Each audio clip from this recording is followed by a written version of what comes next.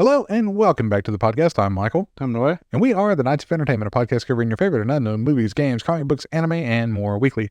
We appreciate you being here and hope you enjoy the show. Let's go ahead and get started. All right, so recently on Tubi, I was watching the original Hellboy live-action movie from 2004 with Ron Perlman as Hellboy. And I wanted to discuss a few of the interesting things that I fell in love with from the movie. Was mostly the lore and a few also random stuff that I noticed rewatching the movie. If you guys don't know, Hellboy is originally a Dark Horse comic book written by Mike Mignola years ago about a demon that was born on Earth from a human mother and a demon father. And he was raised by a human named, forget his first name, but his name is Broomhold. And he gets conscripted into this organization called the Bureau for Paranormal Research and Defense, so the BPRD. And for 50 years, from the 40s all the way into the early 2000s, Hellboy would fight, supernatural threats as a federal agent, basically. And so the show, it was finally popular enough. Well, it started in 2001, the issues, but like his lore history is like all the way from the 1940s. They decided to make a movie, 2004, written by Guillermo del Toro and directed by Guillermo del Toro. If you guys know who that is, you know who Guillermo del Toro is. And so I wanted to talk about some of the cool stuff that I like from the lore stuff. One of the, I always like adding little history stuff or like lore because I just love lore and history within a series. Like it can be completely made up. Like that's why I've always enjoyed the Warhammer 40,000 books. Because it is just fucking steeped. You got that, and then like the D&D and stuff like that. Yeah, like 600 fucking books of Warhammer, 40,000K or 40K, I guess they call it. And I've read a few of them, like at least 8 of them. And like you can just tell there's so much history. Like if you start from the beginning, it's almost like Elder Scrolls too, where there's like long, like just lore history. A lot of history, yeah. So one of the fun things is that the Hellboy. One of his partners, Abe Sapien, who was a fish man. He was found back in he was found the day that Abraham Lincoln got shot. So they named him Abe, and they just added Sapien to the end of it. And they go to this museum in New York to. It's all supernatural, demons, monsters, and stuff like that. Yeah. But there's a lot of it's lighthearted comedy too, so it's not super serious. So it's kind of like a mixture. It's like a typical action movie. Like you balance the romance, the comedy, the horror, the action. You balance it perfectly. You get a good movie. Well, I guess horror is you wouldn't have horror in everything. You wouldn't have like horror in Die Hard. Right. Be random as hell. A demon popped out. John McClane's like, "What the fuck? Yippee-ki-yay!" You get Jigsaw coming out. What you want to play a game? Do you want to play a game? And John McClane's like, "No," and he fucking shoots him in the head. It just ends right there. The whole movie. Just like, oh, he killed him. Oh, You got Pennywise coming out of the sewer right there. that would be, yeah. Hey, John McClane, want to float? No. So Hellboy goes into the another thing about his personality is that he was raised as a human, so he wants to so badly identify and be considered ordinary. Yeah. That's one of his things. He files his horns down to better fit in with people. Even though it doesn't make it fit any better. No, he's red as fuck. He's got a big ass right hand made of a hammer. And so, he's a demon. And in the comic books, he actually has hooved feet. I guess it wasn't practical for the live action. He just regular boots. Which, because when I first saw him in the movie, and then I saw the comic book, I'm like, damn, what the fuck's up with his feet? Shit's like fucking 2 fucking toes. Look like fucking Ninja Turtle. Although he has clothed feet like an actual demon. Yeah. And so I also thought he had some scrawny ass legs too when I first saw him in the comic book. Like all upper body. Yeah. No fucking legs. The no leg day, you know what I mean? But some artists actually fleshed out his legs for once. Because I think Mike Mignola gave him some real scrawny legs when he first wrote the character. When he first drew it. Trying to give him those goat legs. I guess so, but he was like, you can't hold up all that fucking body with those fucking chicken legs. There's some cows that I've seen like that where they have so skinny of legs, but they're gigantic cows. Like, how does that work? I guess it distributes all 4 of them. Well, if they've had one leg, it'd break in half. Or like that real fat guy that's got the little legs. It's like, how? How does that work? And so, okay, so they go to the museum because there was a disturbance there, Mhm. and they find a statue of someone named Saint Dionysius, the Areopagite. I hope I ever said that right. The Areopagite. He who wars off demons, and they realized that inside was an actual prison. It was it was a big bottle and just full of sand, or what I thought was sand, but it wasn't sand. And apparently, what I thought was sand was actually salt from the tears of 1,000 angels that was used to restrain the essence of Samael, the Desolate One, also known as Son of Nergal, the Hound of Resurrection, Seed of Destruction. Apparently, this demon was so fucking powerful that they couldn't kill it. They had to contain his essence. Well, Samael is also the name of Lucifer. So that's what it was supposed to be? Like Samael is the angelic name of Lucifer. Cool. I guess they repurposed the name for here. Mm-hmm. Because it's like kind of like a hound demon, like a hellhound. And Hellboy, every time Hellboy fought it and killed it, I don't know if it had that ability, because it's called the Hound of Resurrection. Because it doesn't make any sense how they did it. Because Hellboy kills it, the essence, because it's a green little flame, and once he broke through the angel's salt tears, I guess, the flame rose up and it reformed into, like, it went from bone to flesh to blood and all that back into Samael. But Hellboy kills it, and from the carcass of the body, one of the flame goes up, and then it splits into two. But then they start, I guess, mating too, because they can have like they're like fucking rabbits. Yeah. So once Samael started mating with itself, it was having all these little eggs, like thousands of them. So it was becoming like a freaking army.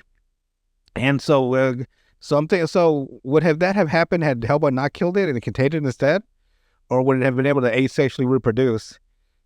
No, I think if you would have been able to contain it, it would have been just contained.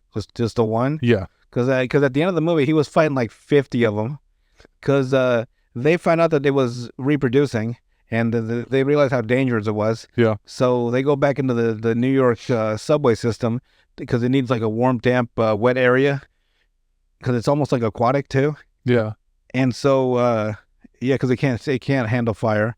When Hellboy beats it once, he uses this electricity off of the railroad tracks, like when it's like electrified after the train runs through it. Yeah. To like cause a electric current to go through him and then light the Samael on fire. And Hellboy's fine because he's fireproof, and Samael's not. Or at least this version of, I don't know, like the rest of like his actual lore history in the real world. Yeah. So yeah, Hellboy, so it starts having all these little eggs. But so when Hellboy, because he fights it twice I guess he fights him 3 times. But in the second fight, he fights it again, just a single one, because he only fought it. He was fighting the single ones only. He kills this one. The same thing happens. The flame goes up. It splits into 2. But then the eggs, it cuts to the eggs, and the eggs awaken 2 more. So I'm like, wait. So how does that work? Do they actually grow on their own, or do they only manifest when one of them dies? That would make it only be 1 at one time. There would never be 2. Right. So it's either the eggs, because Hellboy kills him. So when he kills him the first time, there's 2 of them. Mm-hmm. When he kills him the second time, there's 4 of them, right? So, but they all come from the eggs, except for the first 2 that they did not come. They just materialized from their death. Like, I'm real fucking confused as to something else. That is a weird. Like, I'm real confused how he like manifests. Right. Like, I understand the splitting, but I don't understand The eggs. Yeah. Because Is it ever mentioned? no, they don't. It's one of those, like, they never really, if you read the comic books, they never go into deep detail. Because, like, but me being, a hard scientist sometimes, Yeah. I'm like, okay, so. Or at least logical, like a linear. I'm like, so how did the fucking eggs work? So when he got killed the first time, they formed into 2. Mm-hmm. So maybe they were able to mate and create the eggs. And when Hellboy killed him again, when the flames burst again into 2, why did it activate 2 of the eggs? Why would the flame just not reform itself into their body? Because it's also known as the Hound of Resurrection. Yeah. So it'll just keep coming back to life. So the only way to kill it toward the end, because Hellboy was getting his fucking ass beat. Like, it was like he can handle one, maybe two, but when it was like 50 on one, like, it was like, it did look desperate, like, oh. And the CGI, the fight scene was great too, because you can see Hellboy, he is stronger than them, and he knows it. So he's holding his own. Like, he's tossing them around, he's pushing them off, he's fucking breaking their jaws and stuff. But like, they're slowly overcoming because there's so many of them. Yeah. And then Liz Sherman, who is Hellboy's love interest, she's a pyromaniac or pyrokinetic. Like, she has pyrokinesis. Yeah. And she couldn't control it as a kid, and she killed a bunch of people by accident. And when she finally goes back into the BPRD, she goes into the final, the final scenes of the movie. They go to this like weird like catacombs or something to face off against Rasputin. And she's able to kill all of them at once with her fire. So so I'm still not understand. So fire's his only weakness, I guess. I don't know why the angels didn't notice that. Instead of crying to beat him and building a fucking mountain of tears of salt, why they didn't realize fire is his weakness. Like, it's cool. It's cool, but there's not a lot of, like, some of this confuses the hell out of me. Yeah. Because as a pyrokinesis, is she creating flames out of nothing, or it's from her body? Okay, so they are like generated from her. Yeah, it's kind of like a firebender. Yeah, well, I was thinking because there's the other type of pyrokinetic, like isn't his name Pyro, the mutant? Yeah, where he controls. He needs like an actual. He needs an actual fire to do it. That's what I was trying to figure out. He generates it from her own body. So maybe but hers is blue. I was gonna say they're probably like spirit flames more so than maybe like general flames. So maybe that's why they're able to hurt it. Because they fucking lit him they lit all the Samaels up. Yeah, and the eggs, so it was over. So that I guess her special fire, because I thought he got burned before by Hellboy on the railroad. But those would have been practical flames. So I guess hers is special powered. That's the only thing I can think of anyway.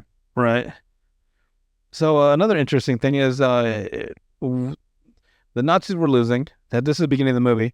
They're losing the war. So Adolf Hitler, in his genius, decides to hire Rasputin to conduct some experiment on some lonely island in Scotland to turn the tide. And Rasputin was going to awaken the entities called the Ogdru Jihad, who are just these like beings in space, or either a space or some other dimension, and they're just like in these like crystallized prisons, just waiting to be awoken again. And so he's gonna wake them up. Rasputin's plan is to destroy the world. That's the same thing in the comic book, it seems like, because like there's no way that you're gonna awaken the Ogdru Jihad and have them just win for the war for the Nazis and leave. They're gonna destroy the whole planet. Right. So he must have lied to Adolf Hitler. And so in doing the ritual, because they mixed black magic with science, like a lot of technology, to open the portal, Broomhold and a squadron or a platoon of American soldiers ambushed them. They destroyed the teleporter, but it was open just long enough to let something through, the thing being Hellboy. And his right hand is apparently a key to open the portal to the Ogdru Jihad.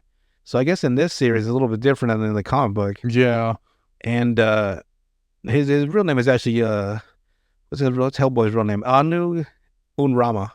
Anu Gunrama, yeah, that's his Hellboy's real name. And so, what the fuck? I lost my train of thought. His arm's a key. Yeah, like his big ass red arm is the key to open the portal. Yeah. And Rasputin. Oh, that's what I was gonna say. So if he arrived in Scotland by nationality laws, Hellboy's technically Scottish, is what I'm thinking. Like, I just realized, because he was born in Scotland, basically. That's actually fun. Like, I realized, like, wait, so he was born in Scotland, so he must be Scottish by birth, and American by translocation, or no, not birth, but nurture, I guess, because he was raised in American bases. Yeah. So he's American. He's a dual citizen. Yeah, basically. So anyway, I was loving the movie so much that I was like, this is why I forgot, because I had forgotten, because like you kind of move on. Yeah. And why I wanted to, because I had read the comic books before, but I hadn't gone into deep detail. So I was like, man, I need to go back. And now that I have a platform to talk, I was like, I'm going to go back and collect the old issues and start talking about the lore and stuff again of the comic books. Or maybe also the movies and stuff. Mhm. But they're not really canon to the comic book. So basically, I just ordered the omnibuses of some of the... I got the volume 1 of Hellboy, Mhm. Seed of Destruction. So I'll cover that. But I have to really research them this time. Because I remember when I tried to do One Piece, I couldn't get into it because there was so much to catch up on. Yeah. But I can just start slowly with Hellboy because Hellboy's done. Yeah. I don't have to catch up to anything. Like we're good. His series is actually, his main series is over Right. after all these years. Now he just makes appearances. Well, now he does like Hellboy and the BPRD 1963 because he had been working with the PBRT until 2001 when he quit the agency. Yeah. So Mike Mignola has 50 years worth of like content. He can just like do like prequels for the rest of his career, like that. As long as he doesn't touch any of the newer stuff. Yeah, because that's the history's over. That man's a fucking genius. Just having like all these, you can have hundreds of issues and hundreds of miniseries, just covering the time between 1944 Mhm. and 2001. And as long as you don't have a bigger like bad guy, I guess you'd call it. Right, something that wouldn't offset the whole original series. Yeah. So I'm going to start with I have volume 1 and 2 of the completed short stories, the collected short stories, because they're quicker to read. Yeah. We'll go through each one slowly, like one issue, one story at a time. Then we'll cover the bigger miniseries. Then we'll cover the BPRD. One of the ones that I've always wanted to read that I never got around to was The Plague of Frogs, which was a very interesting attack. Something that it's what started. It's what kind of like set the seed for the Ragnarok that was coming from Rasputin. Was the Plague of Frogs, at least from what I remember. Yeah. And there's also like a mini series of Rasputin, his origin, why he wanted to start. Because in the comic book, he wants to bring about Ragnarok and restart the world. In the movie, he just wanted to awaken the Ogdru Jihad, Right. destroy the world. So it's a different. Like there's an actual reason for why he wanted to do it then. There's also Kosheshi something, the Deathless. Mhm. There's the Sledgehammer 44.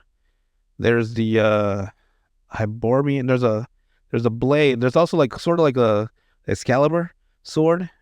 There's also a 1890s Sherlock Holmes type called Sir Edward Grey, who was a paranormal investigator back in the 1890s. There's Lobster Johnson in the 30s, which was a superhero that was a myth to Hellboy, but turns out was true. It was real, a real person, a real vigilante that we used to burn name was Lobster Johnson. He used to burn a fucking lobster symbol on their forehead. That way the devil knows who sent ya. Or some shit like that. So there, anything within the Hellboy universe, I'm gonna try to get collecting cover. Abe Sapien had his own like 3 omnibuses. Lobster Johnson has 1. Hellboy has like his whole series all the way up to Hellboy in Hell, which is my favorite run. Is Hellboy in Hell. Yeah. Where he actually uses his demonic powers. Well, no, it's just him. It's him dying and going to hell. So I guess I'm home. Because after what was the fucking there was a big one. The Fury was when Hellboy died. Yeah. And man, that was quite the death. And like Mike Mignola like does it like when he's dead, he's dead. There is Hell on Earth, which was the final, the last series before the series ended, where Hellboy returns to Earth to finish the job, apparently. Yeah. So I guess he also brings people back to life, Mike Mignola, just like DC and Marvel. Just not in the same way. Yeah, his is final. DC and Marvel, it's okay, they're back. So yeah, we'll be covering Hellboy for the foreseeable future. A lot of lore. So I got to get my study on. Make sure that I actually know what I'm talking about from now on. Be the foremost authority on Hellboy. That was actually issue 37, page 19, paragraph 2. You can be the guy that's actually. Actually, fuck you, sir. I know what I'm talking about. And then get your fedora and tip it. Actually. Mike Mignola calls me like he's correct. I guess I get calls from Mike Mignola. Oh, do you remember? You're actually wrong, Mike Mignola. It was actually page 17. You gotta have the lisp though. I gotta have it actually. Or what do they call it? Slush. Actually. Like So- as if you're wearing braces. Oh man. Actually. Oh god. So well, I didn't cover Hellboy the first one so well. I will be covering the comic books a lot better because I'll be able to read them over and over again. Mhm. I'll be able to pick up on things, and so cool. We'll be good to go. And you were saying that about Hellboy 2, there's a reason why you didn't like it as much. Okay, so Hellboy 1 it followed the tradition or the template or the theme or the genre. I don't know which one is the best fit for it of the Mike Mignola series, the gothic supernatural horror stories. Mhm. Hellboy 2 follows the Guillermo del Toro interest, which is the urban fantasy. Like you can clearly tell a difference in both of them. One is solid gothic supernatural horror, like in the tradition of like the old gothic stories, like the vampires and like the werewolves, Mhm. like the old like Edward Allan Poe type stories, the real gothic stuff. And then the other one's like the Guillermo del Toro Pan's Labyrinth, where like fairies and the elves and Right. dwarves and stuff and goblins. And I'm like, man, that took quite a like. That's why when I was younger, I didn't realize. I didn't have the enough understanding of like the differences, Mhm. and like it's not that I didn't like it, but I just saw a huge difference. And like I was like, what's Like two different themes, basically. Is yeah, like in Hellboy 1, right? They're going to the this cemetery to revive to awaken a dead body, so that it would tell them the location of this cathedral or like this hidden city, right? In Hellboy 2, they go to the troll market, which is a mythical place that no one's ever been to. And you have like you have tooth fairies. So you're getting more into like Harry Potter style fantasy. Yeah, and I'm like, I never knew that when I first but that's the Guillermo del Toro down to a T. Yeah. That's his interest. Was the second one the Golden something? The Golden Army. Yeah. Yeah. Okay. I was making sure that wasn't a third movie that I didn't know about. So, No Yeah. third movie, and at least not under Guillermo del Toro. yeah. But I'm wondering why he took such a vast difference. Because that's not necessarily a 180 turn, but that's a good That's a 90 huge degree. like left turn in the sea, like a whole different genre. Yeah, that's definitely a left Like it's turn. not supernatural anymore. It's more like High fantasy urban almost. fantasy. Yeah, Yeah. because it's like the underground cities and stuff I was gonna say on top of like a regular human civilization. I was gonna say high fantasy, but that'd be more like Lord of the Rings. But Yeah. yeah, urban fantasy. Be like the elves living on the fucking subway system underneath the subways. Like a Harry Potter. Like it's Like I was like, that's because you're combining like modern stuff with with the old like fantasy, like myths and stuff. the old Tolkien's type stuff, Yeah. like dwarves and elves and goblins. Right. Or I was gonna say more of like urban legend Yeah. type stuff, because like how there's always been elves and fairies and stuff in like Irish They even have lore. They even tell you like the lore of the tooth fairy, which was like the little tooth fairies. They would actually the way what they really darkened them up. Like they would eat people's bones and skins and stuff, but they would enjoy the teeth first because they love the calcium. Yeah. So that's how they became the tooth fairies. Yeah. And they romanticized them for kids. Like, oh yeah, you put your teeth underneath the thing, the tooth fairy could. But the real lore is the dark fantasy lore. Yeah. So I guess more dark fantasy than actual urban, Yeah. like a mix of dark and urban. Like kind of like Grimm. But not supernatural. It's not like a demon, like being in prison, like in like a Hellboy story would be like a demon chained up by like the baptized chains of some priest, like Saint Dionysus, like trapped in the cellar of a cathedral. Right. That would be a Hellboy story. Or something that's been trapped there like during the Inquisition periods or Right. something. And like Gilmore stuff would be like the elves slowly fading from history because their culture is being pushed back by humanity, by technology and stuff. Yeah. So it's an interesting. That is a definite 90-degree Yeah, I shift. told him, I was like, when because I saw them like back to back, I'm like, what the fuck is this? Is nowhere near what the other one was. And that's why I said not a one, because a 180 would be like just going straight scientific. Yeah, But it's a good Like hard UFOs and 90 stuff. degree. Yeah. That's a good hard 90-degree turn though. Totally different genre. so yeah, I was like a little bit confused. I guess Mike Mignola just gave him the go ahead. That is surprising. It's still his property. Or Really? maybe he had no control of the live action. It's possible. after the second one. Or there are set standards, at least, like you have to have certain things in the movies. Yeah. But I don't know. That's You got Prince Nuada. because I know J.K. Rowling, like she had full control over her movies and stuff. They were pretty faithful to the books, weren't they? More or less. Aside from like little things like eye color and stuff, Yeah. but not anything major. But she had definitely control over it. Man. So yeah, like if you guys watch 1 and 2, you'll see a drastic difference. Isn't it a little bit brighter in coloring too? Yeah, that's another thing. Like it's just more color popping Yeah. than the original. Like just the cinematography of it is brighter. It's just more like fantasy-ish Yeah. instead of grittier. Yeah. Yeah. It's wild. It's a wild difference when you can see a complete difference in the whole thing. There's been a few movies. I'm trying to think of another example of it because I know there's a bunch out there. I'm like, huh? What? Going back and forth between both. I'm like, what the fuck? Because it's not like whenever they made the Lord of the Rings series where they were all basically the same style. The Hobbit did differ a little bit for it, but not in a true 90-degree fashion. I mean, maybe the TV show, but that's a different. The little, I keep forgetting there's a TV show. She had the Rings of Power. Yeah, I can't think of anything that like changed so vastly from one to the other. Mm-hmm. Like one movie is like a completely, like it's almost like a soft reboot. That is weird. It's just the direction they took, I guess.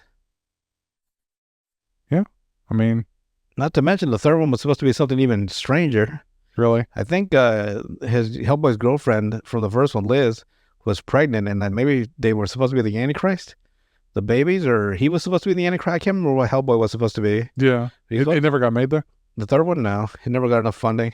Remember the 2019 one? Rebooted everything, and I was like, it tried to be too crass, like on purpose, like rated R, so fuck yeah. Like the character of Broomhold was always a refined Englishman, Yeah, and so he was like him like swearing and saying like it didn't fit the character. kind of like how they did Alfred in the comic books eventually. Like whenever they DC rebooted it, they made Alfred like he'd always been So fucking SAS agent now. like he's always known how to fight, but never like they weren't pushing that. They were trying to push Alfred as being like he was Secret Service for or like a Secret Service anyway for the English, but he's past that age to do much. Yeah, You know what I mean? like he should have been more knowledge than like practicality Right. or physicality. Right. But then they turned him into a fucking like where he's still buff as fuck. It's like Oi, oi, Huey. He looked like fucking. He's like fucking Butcher from the boys. Oi, Huey. oh Huey. Oi, Bruce Wayne. It's me, Alfred. Fuck these guys. Would that be random as fuck? Oi, Mr. Wayne. Because even Zack Snyder's Alfred. A bright cup of tea, Mr. Wayne. Oi, Fucking nose busted from getting into a fist fight at the supermarket. I fought for these. That would be fucking weird if it was fucking Carl Urban as fucking Billy Butcher as fucking Alfred Pennyworth. It'd be fucking hilarious though. So instead of saying "Oi, Huey," "Oi, Brucey," We need to go get the Joker. Joker's a right crazy mate, ain't he? Let's go fuck him up. Some men just want to watch the world burn, don't they?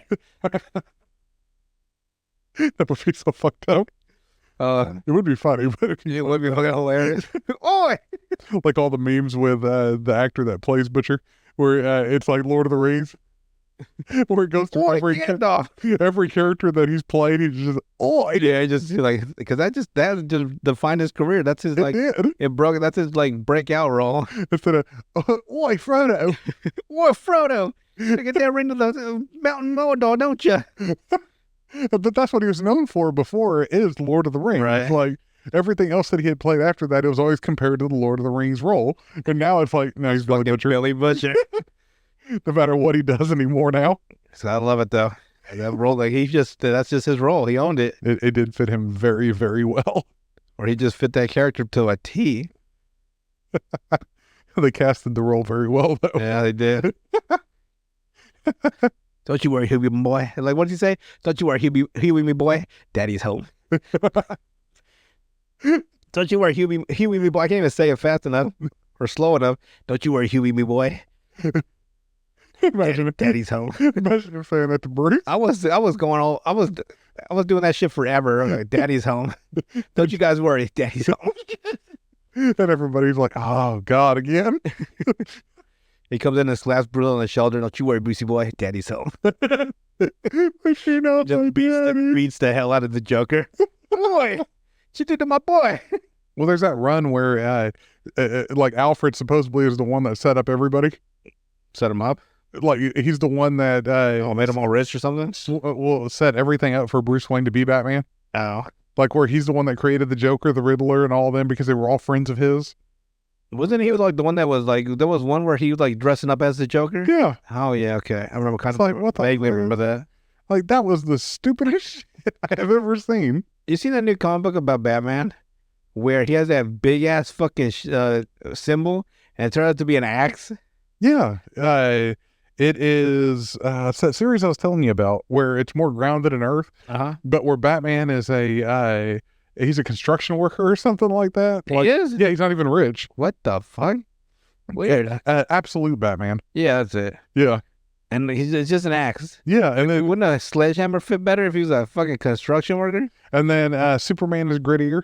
Wonder Woman is grittier. Like it's There was one person that, and it was so poignant. I was like, wow, I hope that's true. So basically, he was saying his theory about the absolute Batman and that huge bat symbol was that throughout that run, Batman's suit will get more beat up. The little stuff will get more scratched until eventually, toward the very end, it'll get shrunken down to the actual bat symbol. I was like, that would be fucking phenomenal. It's like it would start as that huge thing, right? yeah, And then, like, as he, fights and, triumphs and fails, and it slowly becomes Batman, right? It would become the actual Batman symbol. Like, it would just break, it would be just, like, cut down itself from all the fucking battles. yeah. And that the final issue, it'd just be the original. The original symbol. Like, it would be, damaged into it, the original symbol, right? And I was like, beautiful. And that's what he was saying was the theory. And then it just turns out big fucking axe.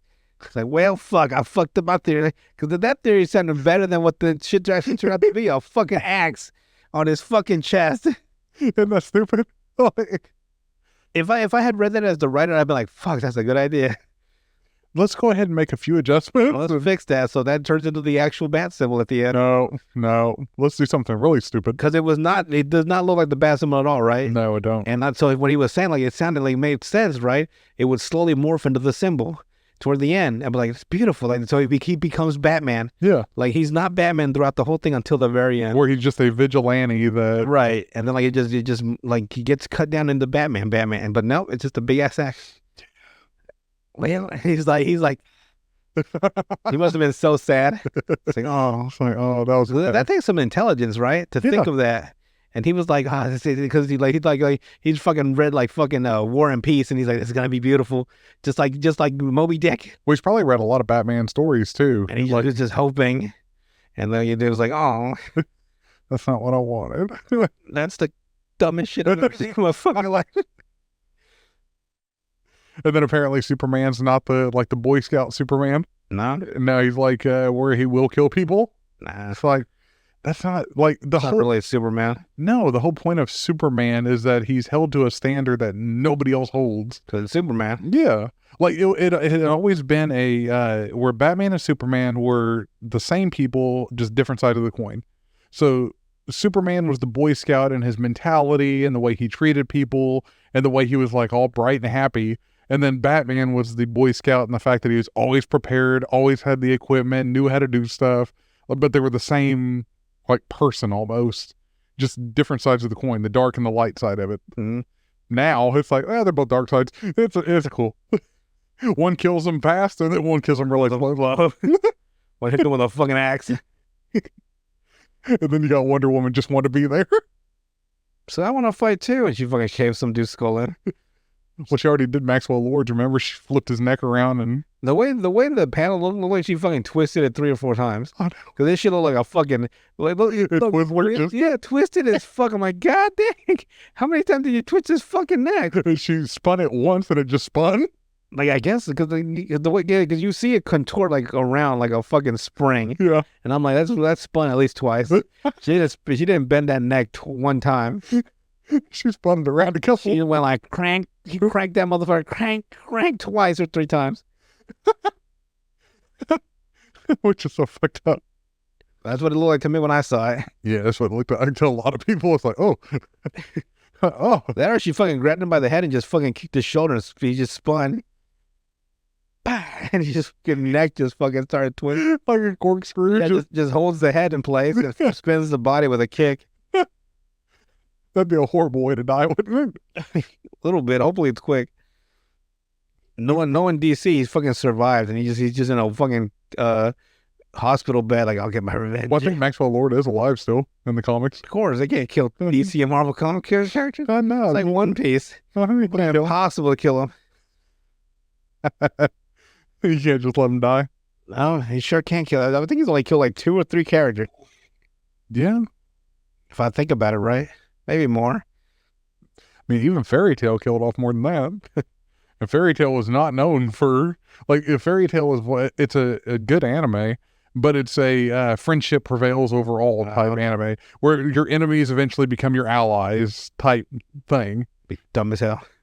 But there's actually been people that have died in the anime. We're like, friends now. But you Kinda how it tried to fucking kill me. Yeah. 3 times. yeah. Now, not every villain becomes an ally. Be like a Sure. Joker just one day like, yeah, I want to be a good guy. No. The Clown Prince of Justice. The Clown Prince of Crime. Batman's like, what the fuck ever, bro? Fuck you, Joker. You're a fucking liar. So messed up. So get ready for Hellboy. Well, looking forward to that then. I got my issues coming this week. You'll be the lore expert on it. I will be. Give me 3 months. I'll be the smartest Hellboy man ever.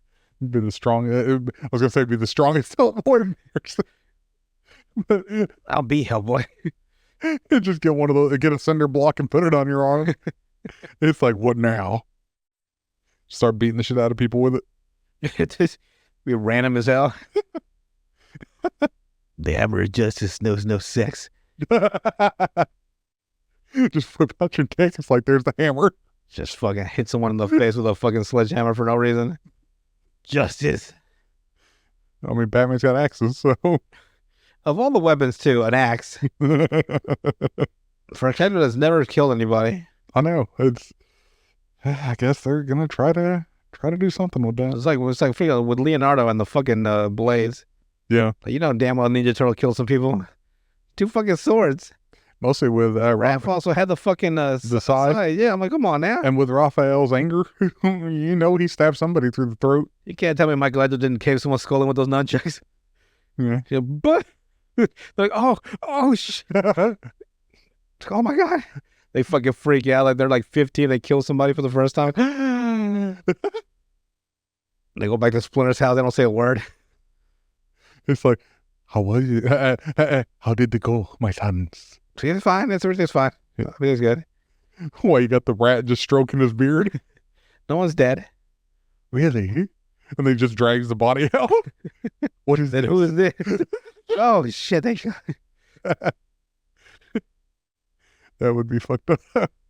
fucking one day he comes into the fucking den and just throws a Playboy on the fucking who is this on the table? Who's this? It's like Just box turtles.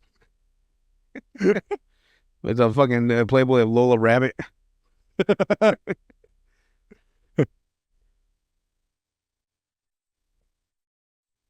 Segue now. All right. Well, I guess moving into our character spotlight this week, we go from one demon of being Hellboy to Trigun from DC Comics. He's a demon? Yeah. So was an alien. Alien demon. Like, Interdimensional yeah. demon. Yep. His first appearance was in New Teen Titans #2 in December of 1980 Number 2, God. as a cameo. Really? Yep. And then the New Teen Titans #4 in February of 1981 as a full appearance. So he made a cameo a year before he actually appeared fully. Bet you people are like, who the fuck is that guy? Yep. So basically, Trigon is a sadistic, cruel, dangerous, and powerful demon of inter and extra-dimensional origin. Okay. Trigon is a result of the mating between a female member of a mystic sect and the god that they worshipped. That sounds about right. Yeah. A side effect of this pairing is that their child was filled with the cast-off evil energies of the inhabitants of Azarath, forming him into their personification. So even though he was born of this god and lady, he basically he absorbed all their emotional energy from this entire society of Azeroth. At birth, Trigon killed everyone around him, including his own mother. At the age of 1, he ruled an entire planet. At the age of 6, he destroyed an entire planet.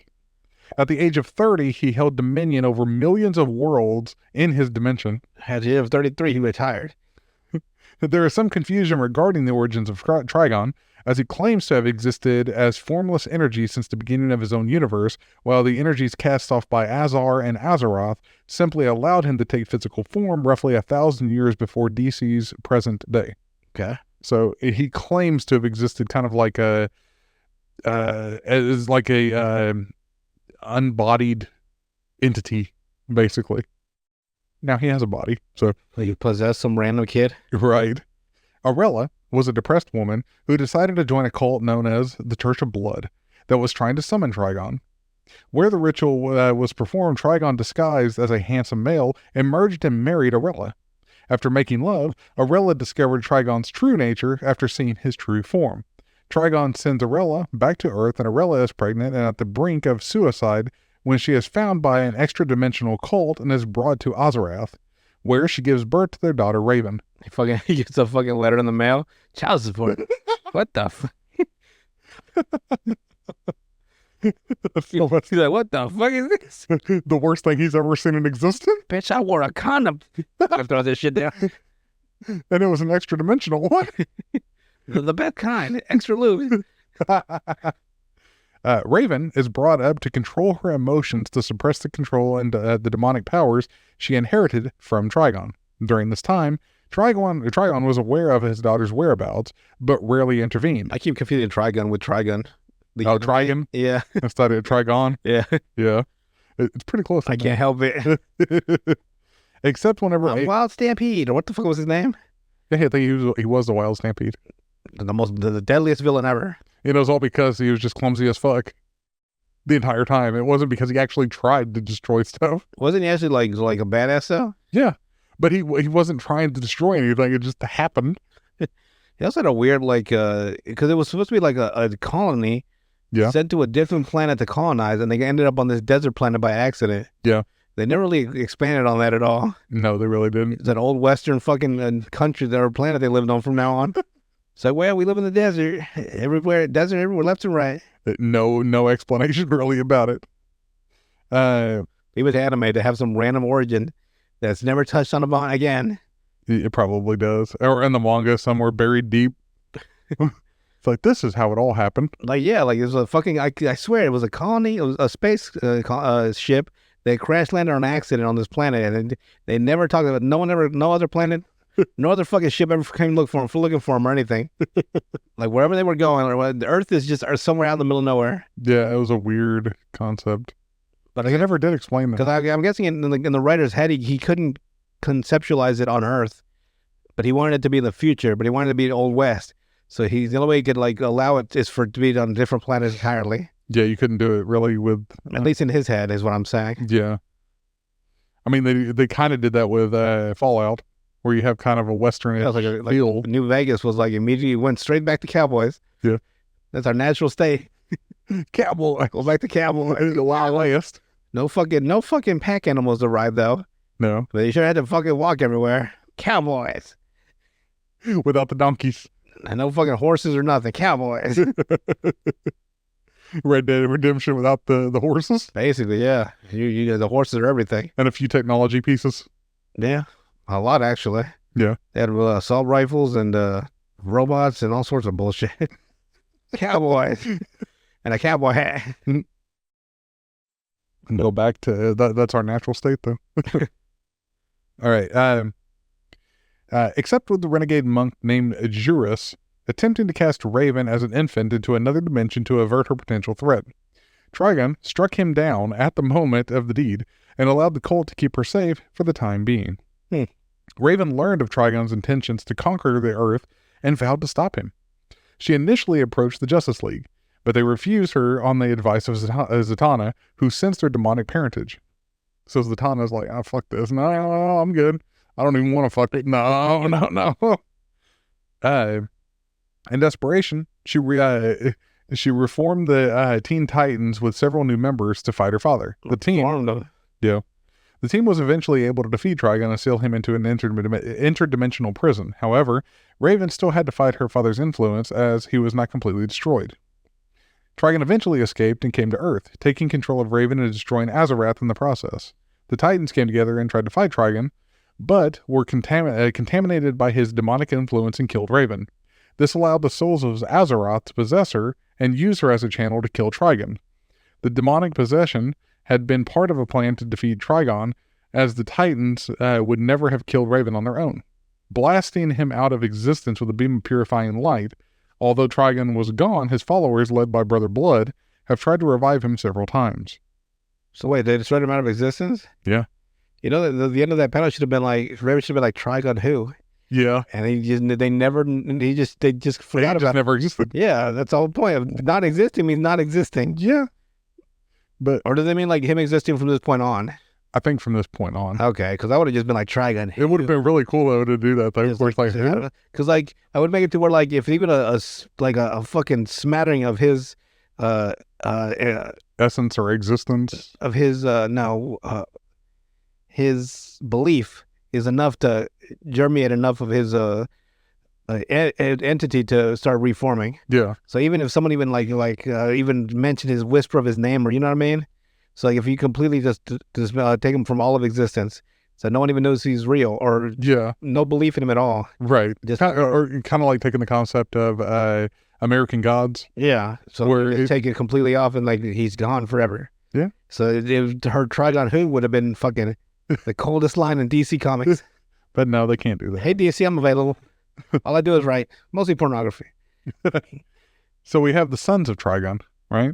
So Raven notices that Trigon has returned and is responsible for the recent attacks on past and present members of the Teen Titans.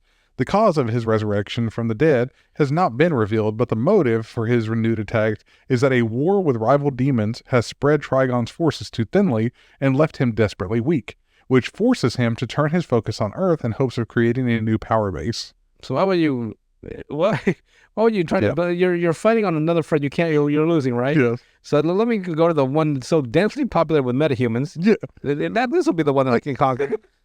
3 of Trigon's sons, Jacob, Jared, and Jesse. Wow, great names, Dad. JJJ. Yeah.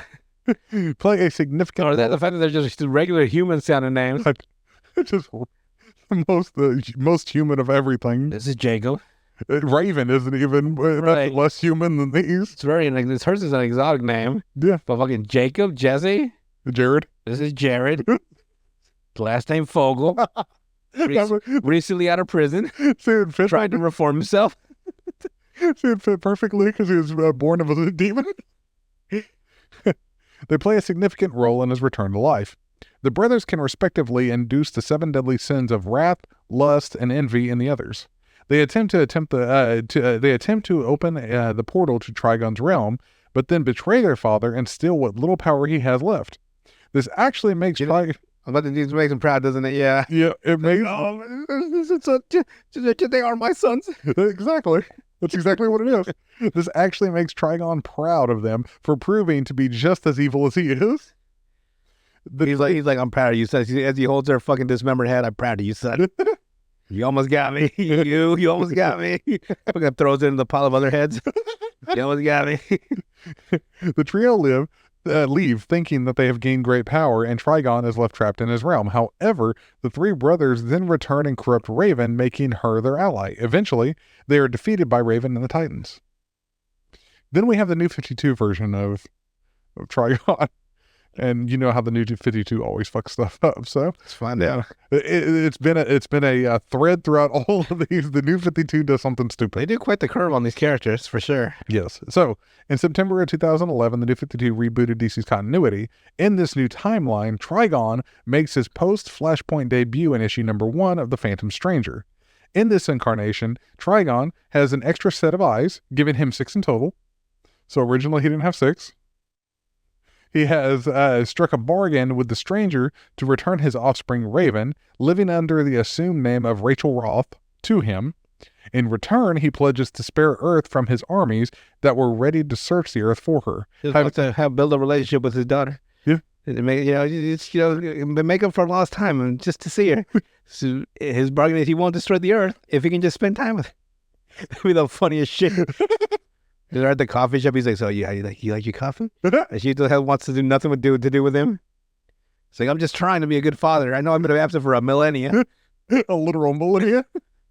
just give me a chance. I can change." I wanted to take her to go play laser tag. Fucking disintegrates the other players. Not with actual laser guns in his eyes. Destroys them. So, having already destroyed Azeroth years ago, in the New 52, it is revealed that Trigon has at least 4 children, where Raven is the youngest. Her older brothers are named Belial, Ruskoff, and Suge. Boring. Like the original Jesse James.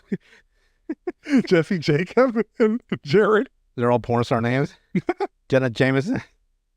Belial is the oldest and the most civilized, according to himself, of the 3 brothers. Oh, yeah. I talk myself up, too. Later, Trigon returns to Earth, feeling confident in having swayed Raven to his side during their time together in his demonic realm, where time flows differently. Trigon is shown to be the ruler of 6 kingdoms known as the Underrealms, a collective title for the planets and dimensions he's conquered, although he has since grown bored with the dull responsibility of ruling over them. At first, he ruled through his own power, then through conquest on the battlefield, and finally through subterfuge. So, his ultimate goal is to unite all 7 realms and pass the mantle of leadership to Raven, whom he believes will mold them in her own image, something only she can do as she has a capacity to love, an emotion Trigon cannot feel or comprehend. It'd be funny if he says all this stuff about Raven, right? Like him wanting her to take his mantle and all this, right? Yeah. Right in front of his fucking sons. And they're like, I want her to take it. "Oh, wow, thank you." Yeah. As part of the DC Villains Month, Trigon replaced the Teen Titans as the main characters in their book for 1 issue, with Deathstroke taking over the next one. The Teen Titans book resumed publishing after Villains Month concluded, though unconfirmed, the Villains Month event leaves Trigon's origins in questions. Long ago, in another universe, a trinity of beings called the Divine attempted to eradicate evil using the Heart of Darkness. Whenever the Divine returned to a world they believe liberated, they find it in utter chaos, along with it being with the being they believe to be responsible only because he appears not to be one of the planet's inhabitants. As they have done billions of times before, they sentence him and his 2 guards to the Heart of Darkness, hoping that it will be consumed. Hoping that it would consume the evil within them. However, they were horrified whenever the stranger not only resisted being consumed by the Heart of Darkness, absorbing the evils of billions of worlds and mutating them into a being that would be known as Trigon. Now driven by an insatiable hunger for evil, Trigon moves slowly from universe to universe, spreading corruption and sin among the worlds he finds to sustain himself. Much later, Trigon encounters a woman wearing a suit of armor specially crafted to counter his immense powers. Though neither is able to slay the other, Trigon is forced to retreat, swearing that members of his blood would return in their thousands to destroy the wearer of the silent armor. Trigon has since set his plans into action, only to run into the problem of most of the mothers of his children being unable to survive mating with him. Jeez.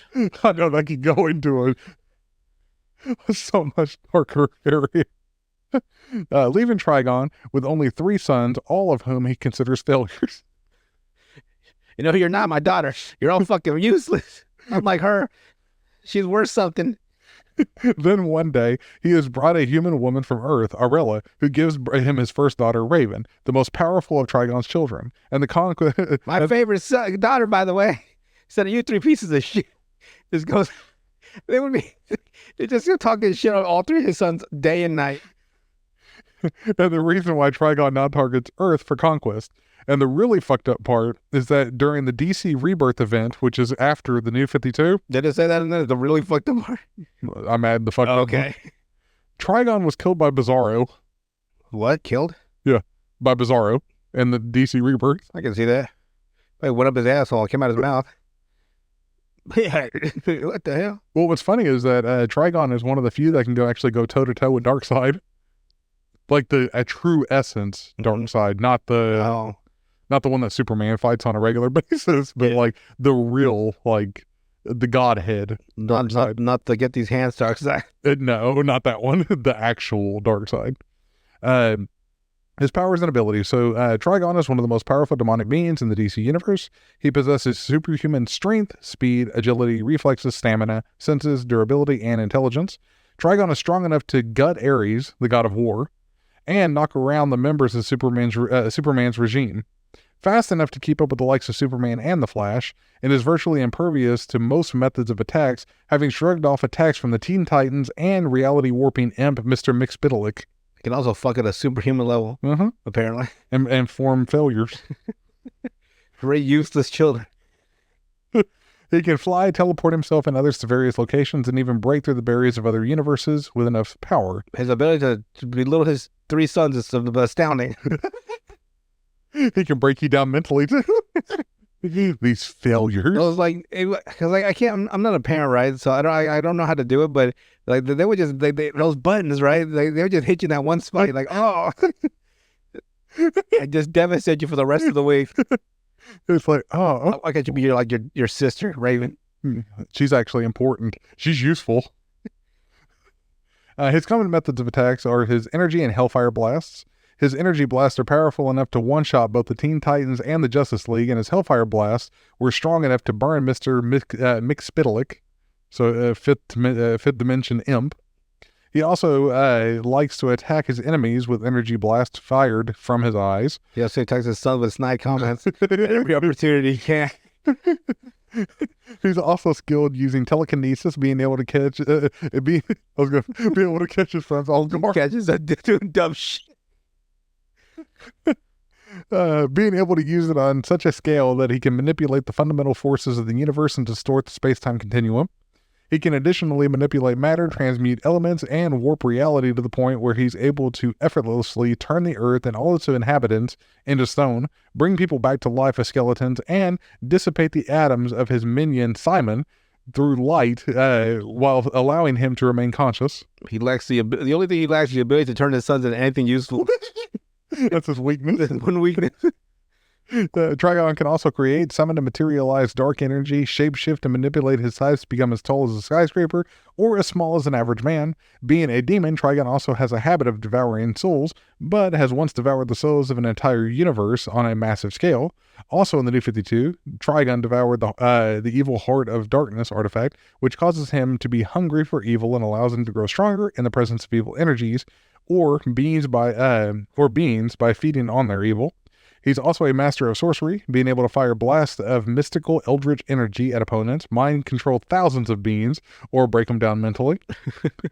Well, his 3 sons? Cast powerful illusions, or even temporary... Not powerful enough to make him love his sons. He's added to all of them? No, fucking hilarious. Or even temporarily or permanently grant other beings with superpowers, like the time he transformed an ordinary guy into someone with a vast psychic powers. Except there's 3 children. Exactly. Can't do shit with them. No, he can't. When Trigon gets hurt, he has a powerful healing factor to fall back on, which allows him to regenerate from virtually nothing. He can't heal the pain of having 3 horrible fucking sons. The speed at which he can heal is unknown. Alongside this, his mind is unblocked by the entire universe, meaning he has extensive knowledge of events before they will happen and often knows his opponent's next move before said enemy even decides it, and is aware of practically everything that is going on in the plane of existence he's in, except for being able to... You can't predict the absolute absurdity of his... The failureness. The level of I can't even say the right word. They can predict the entire scope of existence, except for how awful his 3 sons are going to be. The imbecility. The imbecility of their action. He can't predict that. He's tried. It doesn't work. They're like, son, bring me the Heart of Darkness. And like, I got a dad, and they fucking tripped and breaks it right in front of him. Like, oh, you dumb motherfucker. That's the first thing I got to. You stupid sack of shit. If I didn't love your mother as much as I did, I'd fucking kill you. And I hated her, so I can't even stand her. but I hate you more. And it's out of that little bit of love I had for her that I don't kill you now. I Jared, wouldn't wish you on my worst enemy. All three of you. Superman couldn't save you. You could do that. How bad his children really are. You can just picture the things that he says to him. Why he looks at Raven as like this goddess, and she can do no wrong. That's his little princess. Like, he'll say, that's basically what it would be. Like, it would be the dad with like 3 sons and then 1 daughter that he fucking holds above on a pedestal. Where there is no wrong she could ever do. In his eyes, right? She could do And then there's no right they could ever do. They grant him 1,000,000 universes. They give him a whole. They have Superman beaten to death, and he's like, he was weak by kryptonite. You guys didn't do shit. You couldn't even get him without the kryptonite, could you? That's exactly what he would say. So see, we paired one demon for another. We had Hellboy, and then we got Trigon. Last week we had Etrigan. Yeah, guess it's a demon weekend. Everybody's on demon time as it is. So. All right, moving into our part 3 and final part of the last 4 Draedricks. Yep, last 5. Live. Yep. So this week we start off with Nocturnal. Nocturnal is a Daedric prince or Daedric princess whose fear is the night, darkness, and mystery. She is also known as the Lady of the Night, which is what the fuck? That is not. He fucking says. They're not. I am the thing that I fear. Not the Lady of the Night isn't a prostitute. Oh, That's the first thought I had. my thought was like, she's afraid of the night. How is she the Lady of the Night? She's not afraid of the night. Is that what it said? No, she is the darkness. Oh, Like she is what darkness is. I thought it was like afraid of darkness, all this stuff. I guess I misheard that. No. Whose fear is the night, darkness, and mystery. Whose fear? Sphere. Oh, sphere. Okay. Sphere. I did mishear it. Yeah, not fear is. Right. So if I had learned how to enunciate, then we wouldn't have this I issue. just wasn't paying attention.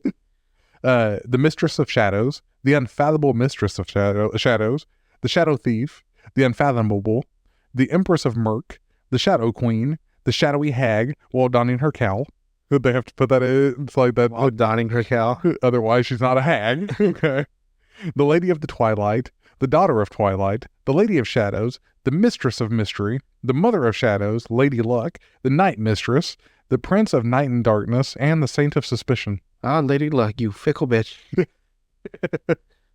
The most prestigious title Nocturnal goes by is the title Urdra, which implies that she is the eldest and most powerful of the Daedric princes, and is a title which the Imperial Geographical Society claims nearly all the royalty of Oblivion recognize. The title was also used by the ancient Khajiit to describe Nymeria, the eldest spirit.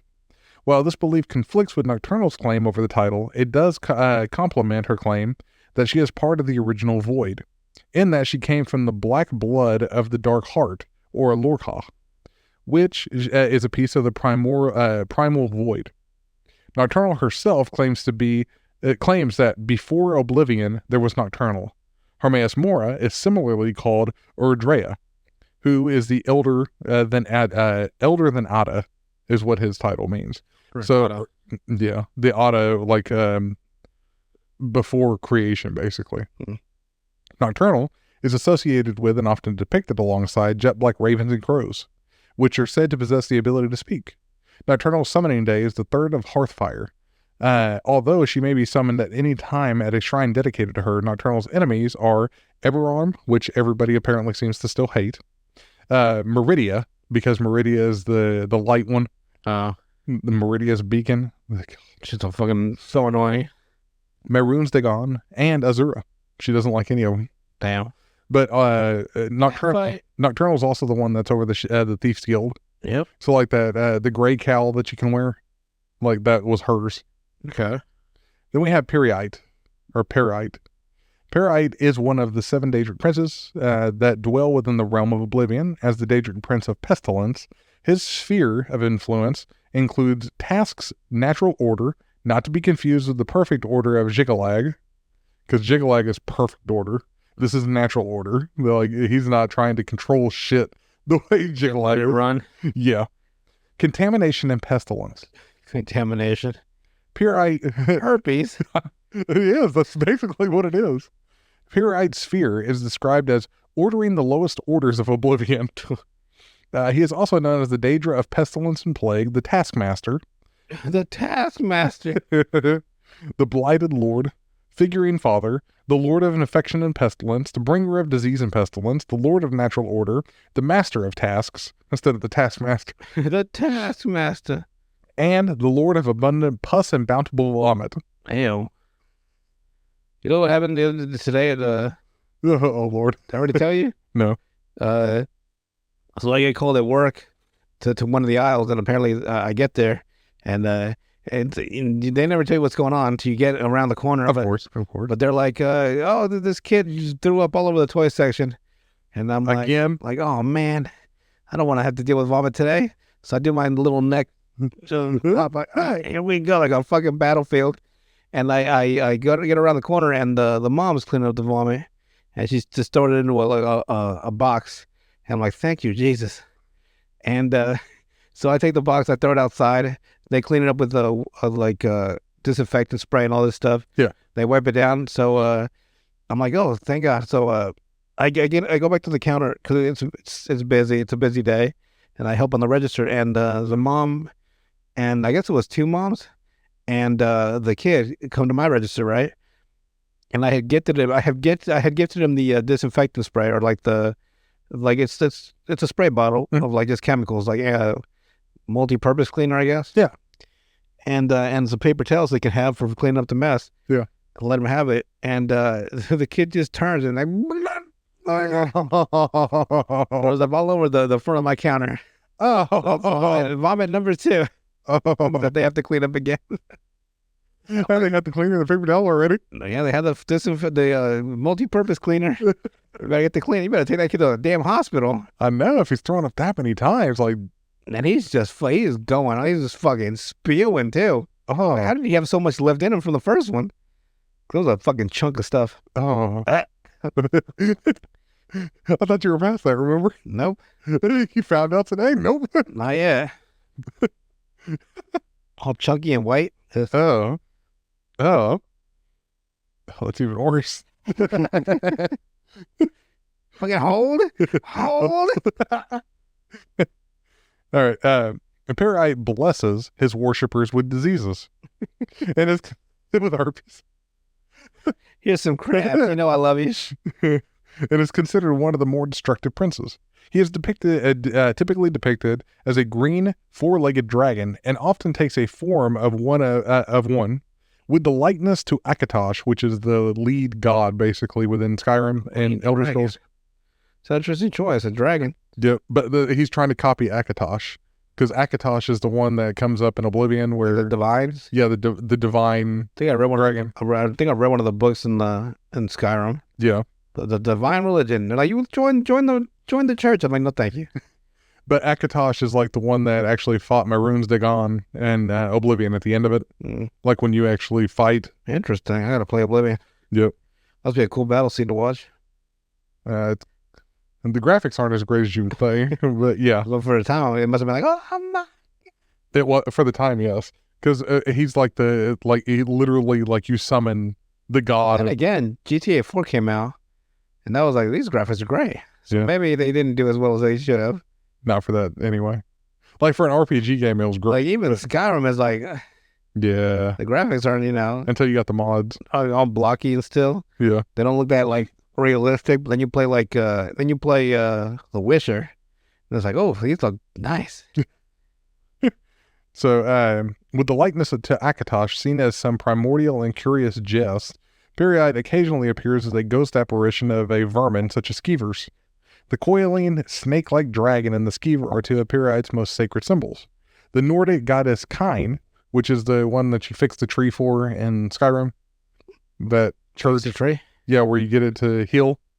Do I like I plant like a new seed or something? Well, there's two ways to do it, but yeah, that's one of them. When you plant the new seed, or you can go up there and like attack the tree with the little dagger, Oh, I didn't know that part.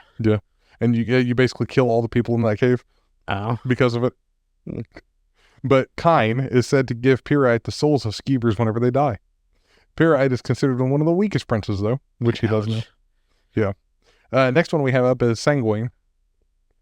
Sanguine, known to his worshippers as the Lord of Revelry, the blood made pleasure, Ew. and this is the one, and he who tastes the shaven fruit. Ha. Like everybody knows what that means. He is the Daedric prince whose sphere is hedonistic revelry, debauchery, wild orgies, and passionate indulgences of darker natures. P. Diddy, is that you? Sanguine. You took human form on their planet. He's got 1,000 bottles of baby oil. As the Daedric prince of lust, perversity, and unnatural sexual relations. Elder Scrolls, I had a great idea for you guys for a mission in the next Elder Scrolls game. Have Sanguine, but make him look like P. Diddy. And then when you go to his realm, there's just bottles everywhere. Just empty bottles. And we won't say what it actually is, but we all know what it is. Yeah, you don't have to say that it like they don't have to look like bottles of baby oil, but like little pots everywhere. Yeah, we get it. It'd be like, we'll understand. Anything in excess is his motto. So it is P. Diddy. Sanguine is depicted as a portly yet muscular crimson-skinned man with demonic head and horns, tusks, usually with a bottle in his hand or a whore under his thumb. A bottle is got that baby oil. Or a whore under his thumb. It's P. Diddy, all right. Yep. He is thought to control thousands of small realms called the Myrid Realms of Revelry. That's P. Diddy for sure. There's no Thousands, Yeah. baby. just thousands of rooms in his mansion for revelry. Next one up we have is Sheogorath. We should have done with P. Diddy last. Sheogorath is the Daedric Prince of Madness, fourth corner of the House of Troubles, the Skooma Cat, Lord of the Never There, Raver, Comforter of Men, the Trickster. Yeah. So that man love. And Sovereign of Shivering Isles, where you meet Jiggalag. And I think Shivering Isle, that's Oblivion. is that that's Oblivion, ain't it? Yeah, it was one of their DLCs. Yeah. His sphere is madness and creativity, and his motives are said to be unknowable. He is sometimes referred to as the Mad Star, the Mad Lord, the Mad One, the Mad God, or Damn Dog, and Uncle Shio, Uncle. among other things. His realm, best known as the Shivering Isles, has also been called the Madhouse. Yeah, but that's for sure. Oblivion. It's He made a cameo or like a reappearance in Skyrim, didn't he? yeah, where you go to his realm. Yeah. But everybody assumes that it was the main character of Oblivion that became Sheogorath. Really? Yeah. That would suck. That's like the lore. Theory. Yeah. Like not like hardcore lore, but the theory type lore. It's believed that those who go there lose their sanity forever. Of course, only the Mad God himself I can't lose something I never had. Of course, only the Mad God himself may decide who has the privilege to enter. The Golden Saints, or Auriels, and Dark Seducers, or Mazkeen, are his servants. The Mad God typically manifests on Nirn as a seemingly harmless, well-dressed man, often carrying a cane, a guy so prevalent he has often been coined Gentleman with a Cane. Fearful obsidiance of Sheogorath is widespread in Tamriel, and he plays an important part in Dunmeri religious practice. Sheogorath's summoning day falls on the Mad Pelagius's day. You remember who Pelagius is? He's the one that you have to grab that hip bone for him in Skyrim. The Jester? Yeah. Oh. Well, not Cicero. Oh. When you find the hip bone of Pelagius, and you set it in a certain spot, I can't remember where, but that's when you're like you walk into the portal for Sheogorath. Oh. Because you find Pelagius's hip bone, which is Weird. so stupid. You gotta find the funny bone. That'll give you to my realm. Next one is Vermina, called the Prince of Dreams and Nightmares, the Gifter, the Mistress of Nightmares and Dark Portents, the Lady of Nightmares, the Weaver of Dreams, the Queen of Nightmares, Weaver of the Panoply, Daedric Lady of Corruption and Decay, the Dream Weaver, and the Dark Lady. Is a Daedric prince whose sphere is the realm of dreams and nightmares, and from whose realm evil omens issue forth. As well as corruption and decay, all mortals come under her sway as they sleep. She is considered one of the more demonic Daedra in that she is destructive for the sake of causing destruction, her method being torture. She is disgusted by mortals who maintain a moral compass, instead of taking delight in those who commit outrageous sins or are unafraid to kill in pursuit of power. Laymen know her for her reputation as the Daedric Prince of Nightmares and Evil Dreams. Vermina's plane of oblivion is Quagmire. Not Giggity Quagmire. Giggity. We thought it was a giggity every time you said that. I knew it was from my first thought is Giggity. Described by observers by a nightmarish land. It is said Vermina hungers for the memories of mortals, collecting them from her citadel at the center of her realm, and leaving them with visions of horror and despair. Every few minutes, reality shifts and becomes even more horrifying. It is not known what Vermina does with these memories, but it is assumed to be malevolent. So we don't know what she does, what the fuck she does with them, but it's just assumed she's doing some bullshit. She does some real fucked up shit with him. We don't know for sure, but we know for sure. One can assume from past experience and knowledge what one would do. Vermina is said to be the enemy of Eberron, the same one that everybody's a fucking enemy of. Man, we're going out giving hands to everybody, apparently. Boethia, she doesn't like her. She doesn't like Pyrite, the disease one. She doesn't like him. She doesn't like Hermaeus Mora. She doesn't like the STDs. No. But she is an ally of Sanguine. She is also at odds with Azura. Her summoning day coincides with the Merchants' Festival of the 10th of Sun's Height. Sun's Height? Sun's Height. So at the day when the sun's out the longest, that's the day you summon her, because people are less scared since there's not as much nighttime sleep. Yeah. But yeah, that's all of the Daedric Lords. 18 of them, I believe, in total. Wow, that's a lot of them. Yeah. Didn't know Pidgey was on the list, but go figure. Pete Diddy? I know, Pete Diddy's even in it. Like, nobody assumed that. He did everything. With his baby oil. There's so many of those memes going around with that, though. The cops, when they got to Pete Diddy's house, they're just sliding. Here's your IV. Get your fluids back up. I know, that's so funny. We ain't done fucking yet. That is fucked up, though. People are freaks. And that's why they're called freak offs. With enough fucking money, you can do whatever you want, apparently. You want to be a freak? Be a freak. And imagine those guest lists. Kevin Hart, is that you? What was it? Cat Williams had a joke a long time ago in with the Pimp Chronicles when he wore the green suit and everything, where he's like, there's some places you go to and you look in a room and you see two dudes kissing. And he's like, is that you, P. Diddy? It's like he knew about it beforehand. Yeah, this stuff must have been happening for years and years. Yeah. And years. And then the way he used to... years. Like, imagine what he did to Justin Bieber. And years. Who knows? It was baby. That sucks, though. Yeah, it does. Stay the fuck away from P. Diddy. Yeah. That's like that one rapper where he's running from him. He's like, no, we ain't part of you. Or like when P. Diddy used to say, Daddy, I like it when you act like that. It's like, what, man? Huh? That's why 50 Cent keeps there's so many jokes from 50 Cent. It's like ragging on him forever now. I told y'all. I told you he was this way. Just don't listen, do you? You don't listen to the truth. When have I ever lied? Compared to everybody else, he really seems to be not lying very much.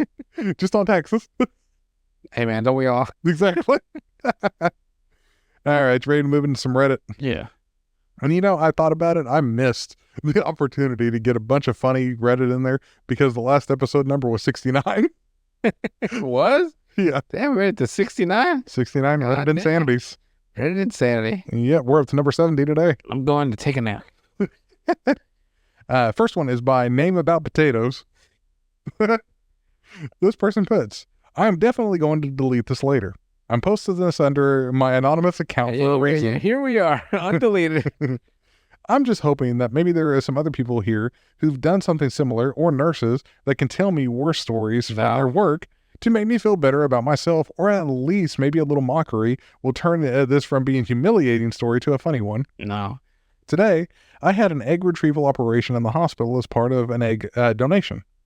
This is a surgical procedure in which a needle is inserted into the vaginal wall of the ovary, collecting mature eggs to be fertilized. Oh, damn. The retrieval is done under anesthetic, while I'm going to blame, which I'm going to blame for all of my poor decisions. What the fuck happened? What did you do? Everything was going swimmingly until I woke up. For about 10 minutes, I was totally fine. Then I felt like absolute shit.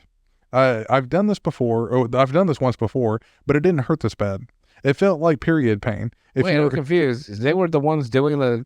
I thought she was a nurse.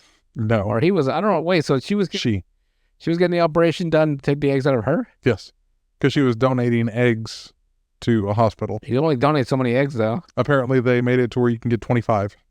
Damn, they can make 25. We got like 1 billion. I got 1 billion sperm right now. Yeah, because I skipped over the short little part because I didn't think it'd be relevant, but I'll go ahead and add it. It says, while normally you only have one, injections are administered for about 2 weeks beforehand to increase the number of eggs matured in one cycle. In my case, there were about 25 eggs. Jesus, man, that's a lot of eggs. Yeah. Imagine if she was pregnant with 25 babies. Oh, man. Cool. His stomach would burst. I don't even think it would work. No, it wouldn't work. I think that Octomom was as close as she got to fucking dying. She had like 8 babies in her. Yeah. Jesus. Imagine that pussy after. Oh, my God. What do you mean? This kid probably came at the asshole at that point. we gotta divert the flow. Change the river. Switch the tracks. This one can't take it anymore. This tunnel's done caved in. Time to come out the asshole. You got 2 coming out at the same time. Jesus. 8 is a lot, though. Yeah, 8 is a lot. I thought she was gonna fucking die. Weren't they all born premature too? They probably have to be, so they can all come out. There's not enough nutrition for all of them. They were fighting for scraps. What the hell was she eating to keep them all alive? She's over here eating 40,000 calories a day. Jesus, I just realized how fucking logistically insane that is. That is very crazy. All right, let's see. Then I felt like absolute shit. I've done this before, but it didn't hurt this bad. It felt like having period pain. It was like having 25 particularly bad period pains at once. Ouch. The cramps were so bad, one of the first things I did, once it hit, was roll over and throw up. Oh, damn. I had fucking gas cramps the other day. I can't even imagine period cramps. You know when you can't fart? You're like, you're like, oh.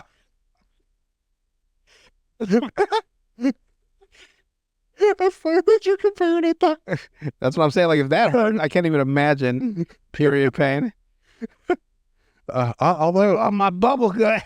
Although, to be fair, women do not know what blue balls feel like. Yeah, they're not. I never had them that bad. No, you can get them though. Guess I'm just lucky. I hear they're truly fucking brutal.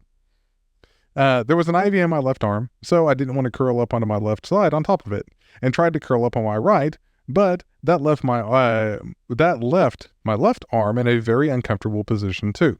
So I opted to roll onto the fetal position while lying on my back. That is, where my knees are lifted into the air against my chest and my calves and feet hovering parallel to the bed. This did help with the pain a little. Whenever I realized later, recreating this position at home later, it was very difficult to get the blanket to actually cover the backside entirely like this. And the hospital blankets... What is this detail on this fucking... It's a lot. And the hospital blankets are not that big. So I'm reasonably sure that in trying to alleviate my pain, I was also displaying my ass and genitals to all of the attending staff, 3 nurses, and possibly others in the recovery room as well. I've seen it all. One of the nurses went to fetch some of the good opioid to help with the pain. Apparently she knows what good opioid is. Good opioids. While this was happening, I was acutely aware of the intense ache in my vulva and my pelvis. Ouch. For the men in the subreddit who are not in the know, masturbating helps with period pain. And I was still reasonably sure that the blanket was covering me. Please explain. entirely and nobody would know. So in my delirious state, I decided to rub the offending anatomy and try to reduce the pain. One of the nurses closed the curtain surrounding me and then told me he was going to give me a second blanket for warmth. You fucking free. That's what they wanted to say. You. When he returned with it, he placed it a little lower on my body, covering my lower body and legs. I didn't really put what this meant together until later. To their credit, they took it very well and didn't actually say anything, and it was possible they didn't see it. I've seen that too. They probably they pull back the curtain and some 95-year-old man just going rah. Going Super Saiyan at 90? You fall. And then Goku screaming Frieza. You fall. For context, Goku had beaten Frieza, like it was done. Frieza was one half of a body, like he had gotten his tail chopped off, his lower half, and one of his arms, and so he was dying. So Goku gave him some of his power, and maybe I should give credit to Frieza for being like such a hater. So Frieza was basically dead. Goku gave him some of his energy, and so he could survive because he could survive in space. Yeah, he could survive unaided in space as long as he can get away. Because Namek was blowing up, because he decided to blow up the planet like a moron. And so, yeah, I guess because he could survive in the vacuum of space, but Goku couldn't.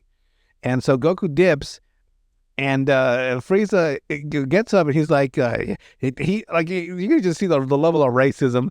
God dang, we all monkeys. Gonna leave me to, So he uses the energy that Goku gave him to hit him with a blast, and Goku just turns around and like, you fall, and he fucking hits him back. And that's the last time you see Frieza. At least in that, and before the Android saga. Yeah. But that shit was fucking hilarious. Goku was like, you must be out your motherfucking... But it's those damn monkeys. Basically, he was mad as fuck. You just kept cussing him out. That is fucking hilarious, though. All right. Where was I? To their credit, they took it very well and didn't actually say anything. And it is possible that they didn't see it, but reflecting on their reactions and the chain of events in the clear-eyed hindsight, I'm pretty sure they did.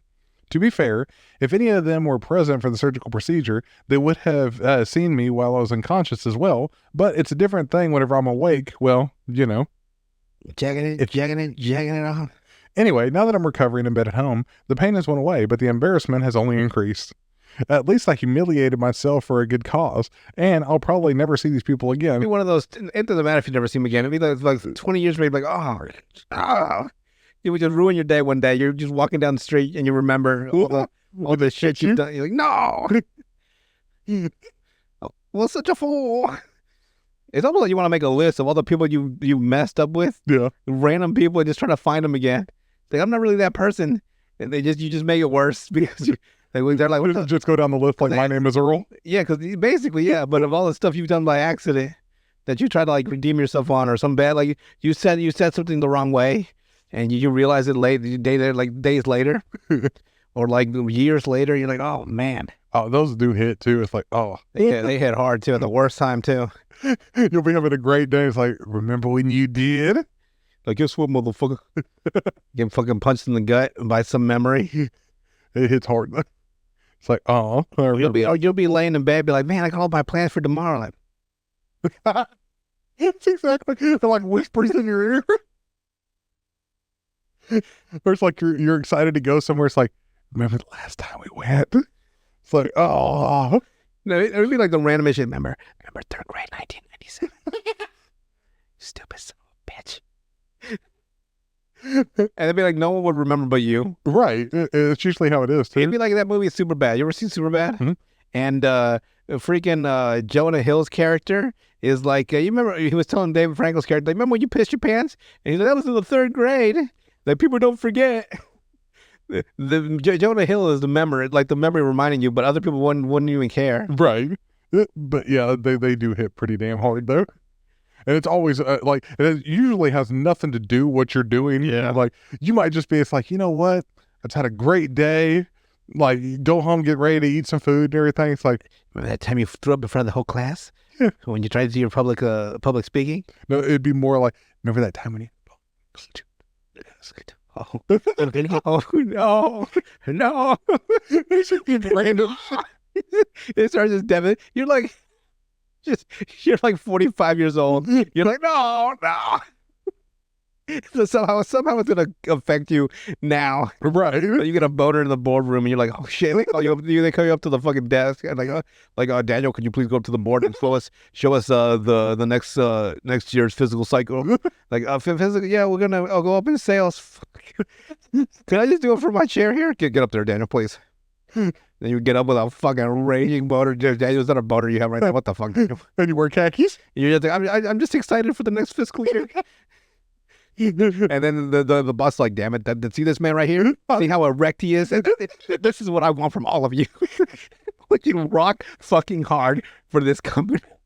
That's the thing, it would be that way too. Daniel, you get a $20,000 raise. Thank you, sir. Get out of my sight, you fucking freak. All right. Next one is by Snickdorium. Stickdorium. At least Hope it's not a slur. Snicktordrum. Okay. Snick-to-drum. Who knows? No, It's it's a bunch shit. of yeah. This person puts, when my wife and I met, she was about 135 pounds and I was 200. She's 5'8" and I'm 6 foot. I was very active, and whenever we went to the gym about 5 times a week back then, so I could pick her up and toss her around easily. That was 10 plus years ago. It made it easy to beat her ass. She got a lot. Since then, I had a health issue that made me lose 25 pounds. I'm better now, but I obviously also lost a lot of strength from that. We've also had 2 kids, so obviously my wife has put on some weight from that and wasn't able to lose it after all like she wanted to. My wife now weighs 160 pounds, so Great. 25 pounds That's it? above what she was. And I want to make it very clear that I absolutely love it. The extra 25 pounds all went to the right places, Oh, man after my own heart. if you know what I mean. If you know what I mean. I do not think she's fat or overweight. The law says you cannot touch, but I see a lot of loud regulars out there. I don't know why I can't talk that from It always fits. from Magic Mike. I see a lot of loud regulars out there. You ever seen Magic Mike? Oh, well, I've seen the clips. I haven't ever seen the man. movie. I've seen that movie 7 times. But that's naked. I'm training to be a stripper. Just watching their movements to try to match it. I recently found out that the pulse spin. I didn't know that. I don't know why my brain didn't. Yeah, it would spin, or else you'd rip your fucking skin off, twirling around that motherfucker. Well, they used to be greased. I guess now that apparently they spin them in the same place, which is genius. I guess because you don't see them moving, you know. Imagine the person that invented that, though. It's like, every strip club. I knew They ain't got to be oiled up no more. like, hell yeah. And the guy tosses baby oil on the floor. What do you mean they don't have to be oiled up no more? That's my only fucking job. and that's what Diddy became what he is. He's like, what the fuck? No, he was the one that put the oil. Well, baby oil wipe. Now he's like, what the fuck? So now I gotta find another job. Uh-huh. Better go back to my rapping then. Go back to having his freak off. I was gonna say, oh yeah, one of the best scenes ever to me was something from a show called P-Valley on Stars, Mhm. where the stripper started stripping on the fucking ceiling of the fucking building. Yeah. I was like, you can do that?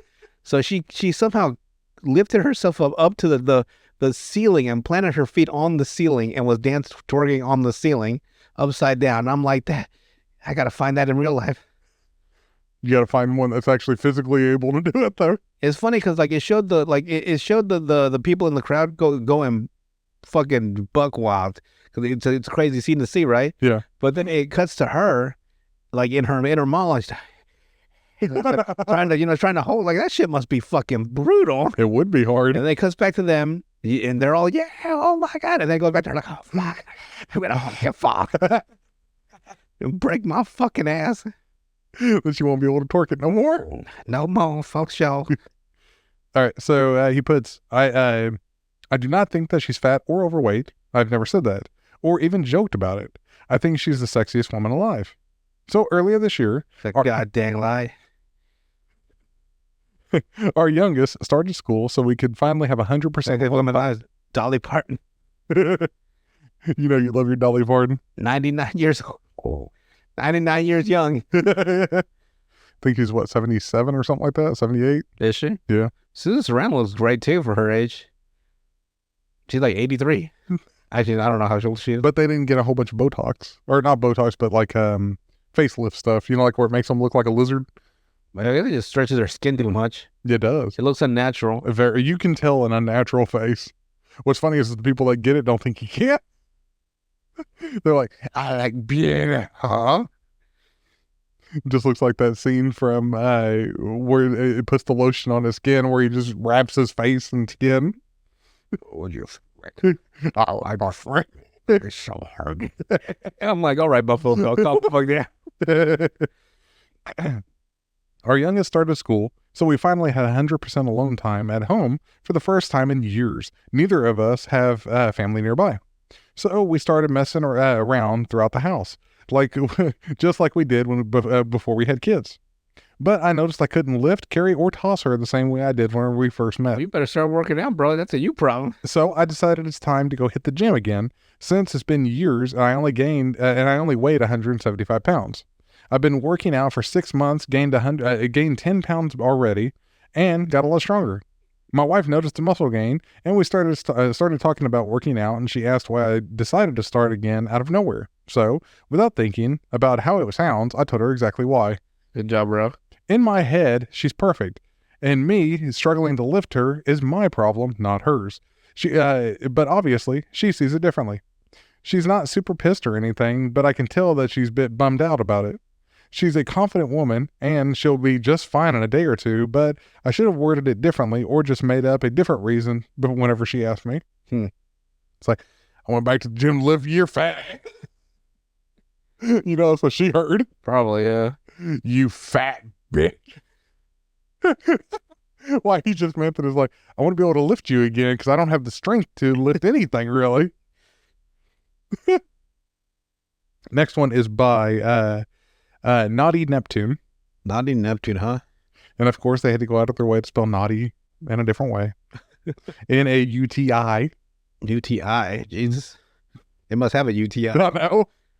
All right. So this person puts, this was not today. Sorry. It was a few weeks ago. I had an outdoor electrician plug. I had an outdoor electrical plug that had been on the fritz for a long time. If I had to guess, I'd say I neglected getting it fixed for a couple of years, if not more. Then I decided that I wanted to fix it, so I hired an electrician to come to my house and replace the outlet. He showed up the next day, was very nice and understanding.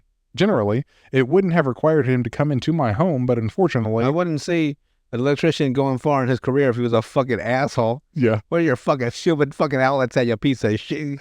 Of course it'd be nice and courteous. Yeah, he should. Stupid motherfucker. If you could fix this damn shit yourself, I wouldn't even fucking be here. Damn, bro, what the fuck did I do to you? Did you put a fork in it too, motherfucker? You look like a dumb motherfucker that would. But unfortunately, I don't have the fuse box labeled, so I couldn't just go hit the switch. I had 3 cats, however, and they like to hang out in my bedroom. I don't want to close the door to my bedroom because their food, water, and litter boxes are in the living room. The man went into the basement to get to the fuse box and the doorway to my bedroom with the door wide open. Just fucking pick that shit up and put it in the fucking bedroom and lock the damn cats in there. Right. It makes shit so fucking complicated. I know. It's wide open, is right by the door to the basement. He had to try a few switches before getting the right one, and in retrospect, I wish I had asked him to help me get my fuse box labeled. That aside, he turned off the power to my bedroom at some point, but that wouldn't really do anything, right? Well, I found out that no, that would actually do something. The guy finished up what he was doing outside, then went back downstairs to turn the power back on. When he came back into the living room where I was, he had a grin on his face. I didn't think much of it. I paid for a service and he left. After that, I went into the basement to check that none of my cats were down there. After I passed my bedroom, I noticed my image LED light had turned on whenever the power got restarted. I thought it was neat. I checked the basement, then came back up the stairs. This time I really looked into my room at the light. I was watching it change colors whenever I realized something. I was so used to it that I hadn't thought twice about where the light was placed. It was on a very dark room on top of a display case full of adult toys. I kept my room dark, so it was hard to see much, but it was obvious that there was a case even in the dim light. That would have been bad enough, and fortunately, that was not all. I air dry my toys after cleaning them by putting them on top of the case. In front of the light was a large dragon dildo. In front of that was a second larger dragon. And next to that was what we call Giganto. A true monstrosity of one of dildos. They call it the she-breaker.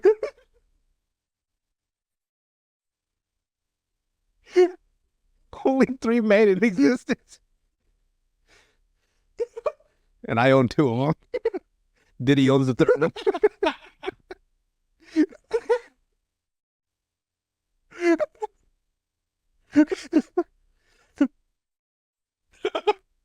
He's trying to use his baby oil. A lot of baby oil. I understood why the electrician smiled at me the way he did. He saw. And the way they put saw. He's like, girl. I gave him 5 stars online with 0 comments. Also, I would have put it in the bottom. You didn't see anything, did you? and then there's a like it says, like correction thing. I'm a grown man in my 30s. Oh, That's why it's like, man's a beast. Man. with dragon dildo. God, he's taking Giganto? It's like that was a little bit of a twist. Yeah. I'm a dude. I like anal play. What up? Giganto. And then he does have the 3rd. All right, next one is by Long Run 6500. This person puts, I have a Microsoft Office 365 account for work. One time, probably 2 to 3 years ago, I was trying to transfer a spreadsheet from my work account to my home computer. So I logged down to my Microsoft account on my phone. I immediately logged out afterwards, and my work requires me to change my password every 3 months. There is zero reason for my phone that it should still be connected to my work account. Well, I read on Reddit sometime in the last few years that Bing's video search engine with safe settings off is really good for porn. So is Google. What does that matter? They wanted Bing. They wanted Bing. I know, out of all things, Bing. Bing's only good for finding out how to murder people. Be the first thing on their list is the number 1 murder. Then you go down like the 15th or 16th page to find an obscure way to kill somebody. They were right. I've been using it as my primary porn search engine ever since. This morning, I logged onto my work computer and they did a system upgrade. Everything we had customized on our desktop was reset, and they removed all browsers aside from Microsoft Edge for whatever reason. Imagine my surprise when I right-clicked the address bar and my entire search history is visible. Those are the moments where, like, the character, right? It dawns on them, right? And they take their glasses off. You see it from, so we're the camera, or no, we're the computer at this point, right? Yeah. So we're facing him, and you just see you just see bars of text across his face, and it's just like it just goes and goes because he's like, he just gets more and more hard, like shell shock. And then like you hear like, Dan, can I talk to you in the office? Daniel, can I talk to you? And you say, I need to speak to you in HR, please. That's probably how he thought. Say, oh my fucking God. So my entire search history was visible on my work computer. 6,743 searches later. The worst part about it is that I only ever use Bing for porn. Oh. So there's nothing else to like offset it. You know what I mean? There's like 800 searches and like 3 for porn and then another 8. He only uses it for This porn. is straight fucking Daniel, what? Can I speak to you, please? You know, I gave you that raise. You had that hard on, but now I see that your hard on might be not for the business, but more for pornography, Daniel. I immediately went to the browser settings and cleared my history, only to be told I don't have permission to do that. Oh, no. I therefore punched the shit out of my monitor, which did nothing. It does nothing. So I had to smash my fucking tower. My coworker was standing next to me, helping me to get it set up whenever I opened it, and he would not let me live it down. He now won't stop talking, making digs about my fetishes, and showing me pictures of attractive Latinas, and asking if their body is big enough for.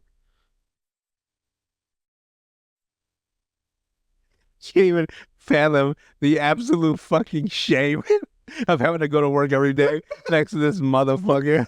They won't let me live it down. And apparently it's big Latina. Be like, it just because he probably has your number, right? Because he's a coworker. It's just a random fucking gifts he sends you, shaking booties or something at like 3 a.m. Oh, you son of a bitch. It's double worse because we recently had a Latin secretary and I had a fling with that nobody really knows about, but people talk. God dang, it never ends, does it? It just gets worse and worse. I'm terrified I'm going to be accused of looking at porn on a company computer. Motherfucker, you were like, what do you mean accused? Well, no, it was on his phone, but he used Bing to connect to his work computer. You dumb bastard. So it was Microsoft that did it to it. Microsoft, you evil motherfucker. You're supposed to cover all our tracks. That's the deal, Microsoft. I have no idea. As long as it's consensual or adult and everything, the deal is you delete that shit for all time. Because this is how it clarifies. I have no idea why my work account is still getting fed info from my phone. That would fucking suck. I'd break my phone in half. I want to crawl into a hole and never come back. That would ruin my fucking life, actually. First comment. This fuck up. This today I fucked up. Brought to you by Bing. So Bing, from his phone, is connected to his work office Yes. for whatever fucking reason. Because he had Microsoft 365 on his computer, his like work computer. Yeah. And to log into the Microsoft account, he used his one that he had on his phone. So his actual Microsoft account. Right. And it continuously fed Microsoft account information to his work computer. But isn't Because Bing, it thought they were tied. right, but isn't Bing its own thing? No, Bing is Microsoft. Oh, it is? It's owned by Microsoft. Why would they do some shitty ass fucking... It'd be, you know, like how YouTube stuff always goes through Google? Yeah. It's the same thing. So Google stuff goes through Bing? Or the other way around? No, I mean like... I thought it was a different search engine altogether. No, I meant like how Google and YouTube are the same. Yeah. Bing and Microsoft are the same. So I make 2 different browsers. What's the point? What do you mean? Are they both web browsers? Bing is a search engine. Right. Isn't Google the same thing though? No, they're not. I'm not saying those two are the same. I'm saying like what YouTube is to Google, Microsoft is to Bing. Oh. Where they're two separate companies. Oh, but they're my both brain's have not connecting Microsoft to Bing. For whatever reason, I'm connecting Google to Bing. because Google's everything. Right. It's like they're both separate companies, but Microsoft owns Bing, and then like Google has Google search engine. Wait, so what the fuck is Google? Is it just a search engine? Well, it's its own company too. It's so- not Microsoft, right? No. Oh, okay. Google has its own. Google owns YouTube, Google obviously, and Half then they the own world. Gmail. They have all that. Fucking Google. And that's why, I mean, everyone says like, just Google. Google it. It became an actual word of like Yeah, search something. It wouldn't be like Bing. Bing it. Man, fuck Bing. No, Bing's only- but Bing's only good for pornography. but that's why he used it. Because it was used for pornography. Weird. He found all his pornos through Bing. But I mean, who the fuck would use Bing? It's like I don't know. using what's that other search engine? Yahoo? Is that a search engine? Yahoo? Yeah. Yeah, it's its own search engine too. That I remember Ask Jeeves. was a search engine? Yeah, long time ago. And then you have DuckDuckGo as well. It's just Google. I guess Google is just the one that came out on top. it's the same like McDonald's. It's McDonald's, burger. There's still other burger places. Like even if you say you want to go to Burger King and say, hey, you want to go to McDonald's, let's go. Right, like McDonald's is the number one. So Right. Google's number, but there's still other ones, I guess. And then you got I just don't accept it. I guess it's like Amazon. I'm sure there's various other online shop centers, but Amazon's Amazon. Weird. some of these comments are still hilarious though. The next comment under that, I think this is still some new marketing strategy for Bing. No stone left unturned. And then the one under that, you think it's an accident that they named it Microsoft Edge? the comment right below that, not at all. First you Edge, then you Ready, then you Bing. So brought to you by Bing. Brought to you by Bank. So if you have any kind of It's probably Microsoft brought to you by Google. So you go with Google instead. We'll hide your porn. account, no, they actually have all your history. You know that, right? I don't care. Like you can actually find it too. You can ask to see your full history of everything ever, Cool. and you can get it printed off because they send it to the government every year. It's fine with me. They know I like big titties. Well, apparently he likes big Latina, Yeah, it is what it is. and now he's got a coworker that fucks with him every day. Imagine that, like helping somebody set up a computer though, like to run new things. They're like all the things that just pop up on it. Like his face is like, oh fuck. The IT guy's face drops and he takes his glasses off. Like, my God, I haven't seen this level of pornography since 1977. And the guy that's actually, it's gonna be his computer where he's like, fuck. Or like you're the new guy in work, right? So they give you some old coworker's computer, Yeah. and you go through it. It's just like you just hit the fucking button. And it just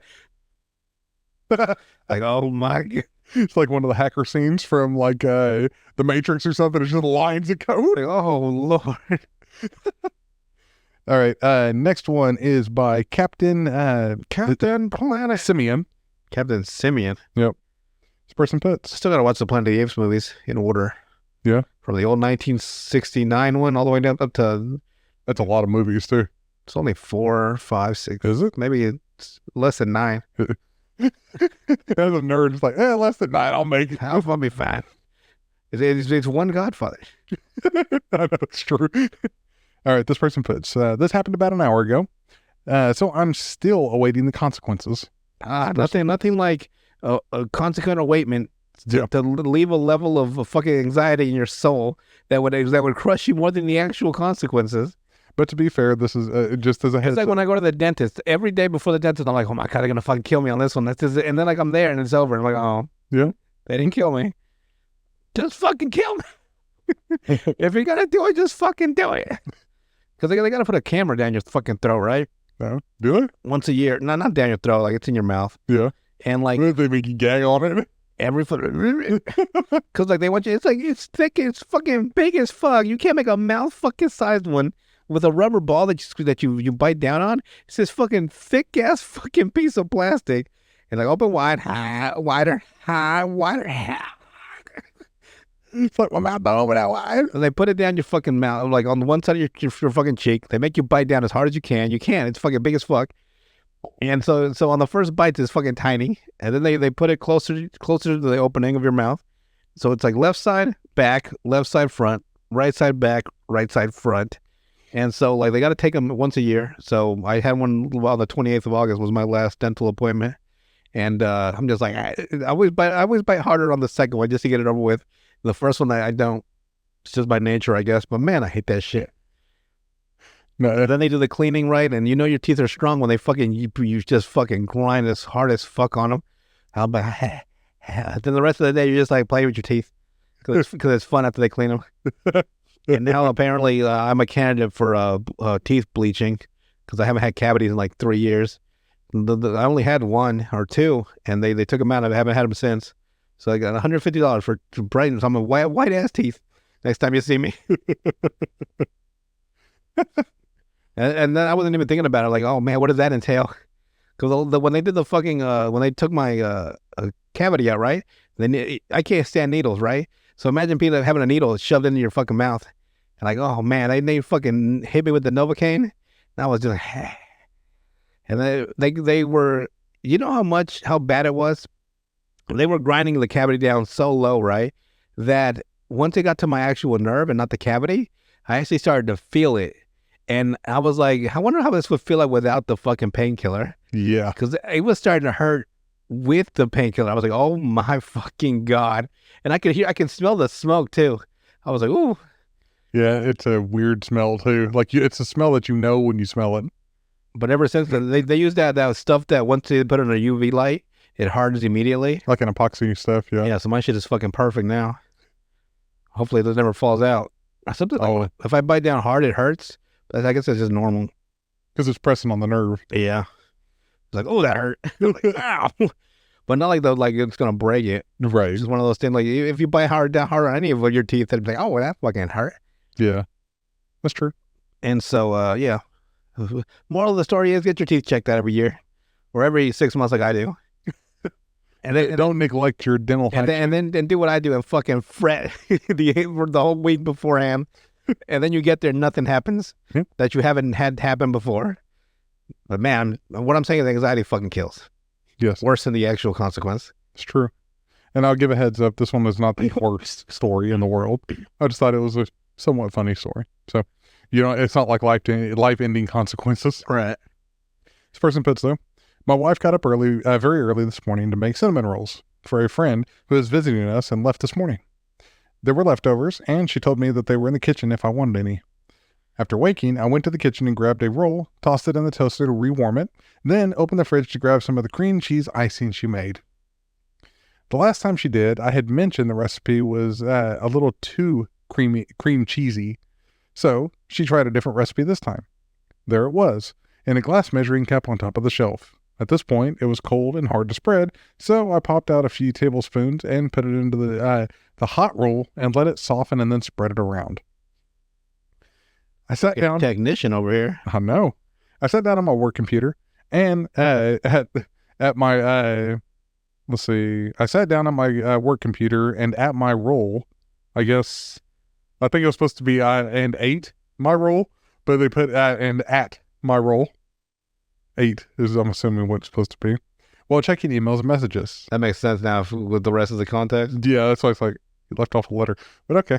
Again, I read these verbatim the way people write them, at least to my best abilities. As I ate, I noticed the icing wasn't particularly sweet, but also didn't taste like cheese at all. But it was a little bit smoky. Or maybe that was a cinnamon roll. Was he eating wax? Either way, I was hungry and finished my roll and my first morning meeting. Curious about the icing, I asked my wife if she had used the recipe my sister had sent us yesterday, and she said she had. I noted it was a bit smoky and not very sweet, and she was confused. I mentioned where I had pulled the frosting from, and she cackled. That's not icing, that's bacon grease. So I responded in, So I beat the hell out of her. why does it look like icing and where is the icing? Apparently the icing was on the counter, still in the mixing bowl. Where's the icing, you bitch? Where are they? As I write this, my stomach is occasionally gurgling. Baking, Bacon grease. baking grease, man, that must quite the taste to it. I guess it's not bad, but it's not what I want to eat. I mean, you can recook stuff with it, like, eggs and stuff like that. But like on a cinnamon roll, though, it's like, Be like eating Coke, like like what I did once, and it was like pure coca, like actual like just chocolate. yeah. But it was like the like. Like it was not, like when you take It's bitter. like when you grab a spoonful of Nesquik chocolate mix, Yeah. and you eat it like as a kid, like, oh, that's delicious. This was like, I tried that as an adult a couple of years ago. It's like, oh, I found a box of it, right? And I fucking, it was a fucking bitter as shit. This isn't chocolate, this is dirt. It tastes like dirt too. I could not believe, like, who the fuck eats this in this state? I was assuming that's what it was, the flavor. Yeah. I don't know. I guess what do you mix with it? Just actual just sugar or what? Why was No, like actual Nesquik, Yeah, it's got sugar in it. If you get just the cocoa powder, yeah. What it's just cocoa. what the fuck is it for? It's for baking and stuff. Oh, well, fuck me. I guess I'm too fat to know. Nesquik is a totally different thing. It was it was a Nesquik bottle though, Right. but it was just cocoa. Yeah. Like it's just like Nesquik cocoa. Motherfuckers, man. Because actual like cocoa is like the kind that you bake with. Yeah, It looks exactly the fucking yeah. same. Sure, fucking did. And you use it, you can top pastries with it. Like you can sieve it over Yeah. pastries. Because the pastries are already sweet. I would So you wouldn't notice shit on it now. Yeah. I don't trust that shit anymore. But you also don't put that thick of a layer. So, and you bake with it. That's how you make chocolate cake. Hit a fucking spoonful of it. Oh. Like, have you ever tried bitter chocolate, like baking chocolate? Oh, that shit is so I bitter. remember one time my mom and sister were going to Mexico. So my mom, and this was when I was younger. So she, and I was still old enough just to be by myself. So we went to the supermarket to get a bunch of food for me while they left to Mexico. Her and I guess it was after my dad died. So I guess I wasn't that young. And I just bought a bunch of stuff. And for some reason, I saw sourdough. bread. I didn't even read it. I just saw bread. Yeah. So I take the bread. I take some one of those Reese's. It was Reese's peanut butter. Oh, Recently made. And some jelly. I was like, yeah. They don't go together at all. It sure as fuck did not. You don't want to see sourdough bread. I think you've told me that story, and I equated it to if you were having like a grilled cheese on like raisin bread. It was cinnamon raisin bread. Oh God, it was bad. Yeah, I could tell. Which is weird. Sourdough is not meant for sourdough is for like soups. And, It sure as shit wasn't meant for a fucking PB&J sandwich. no, My mistake. sourdough is like a savory, like for savory stuff, like a sandwich or something, like a deli sandwich or something. Not for peanut butter and jelly. No, the jelly alone throws me off. With it. Not for even Reese's peanut butter. It's Reese's. But man, I was like, Reese's couldn't save that when one. I took that bite, I was like, this is not. It'd be kind of like putting like balsamic vinegar on something that it don't belong on. Good Lord. I was like, man, this was a bad idea. It's like, well, they're going to be eaten separately now. Totally different. Ruin you completely on sourdough. And the fucking Reese's peanut butter, because I didn't know which was the problem. I just blamed it on both of them. It is both of these fucking balls.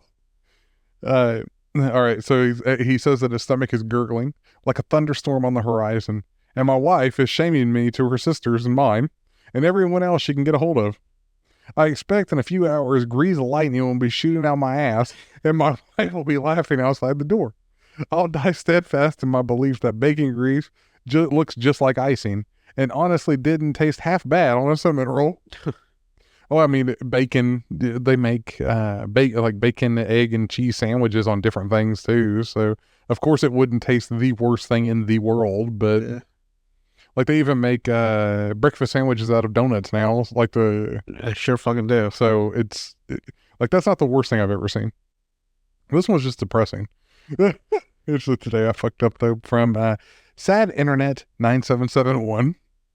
This person puts, I just woke up. It's about 4 a.m.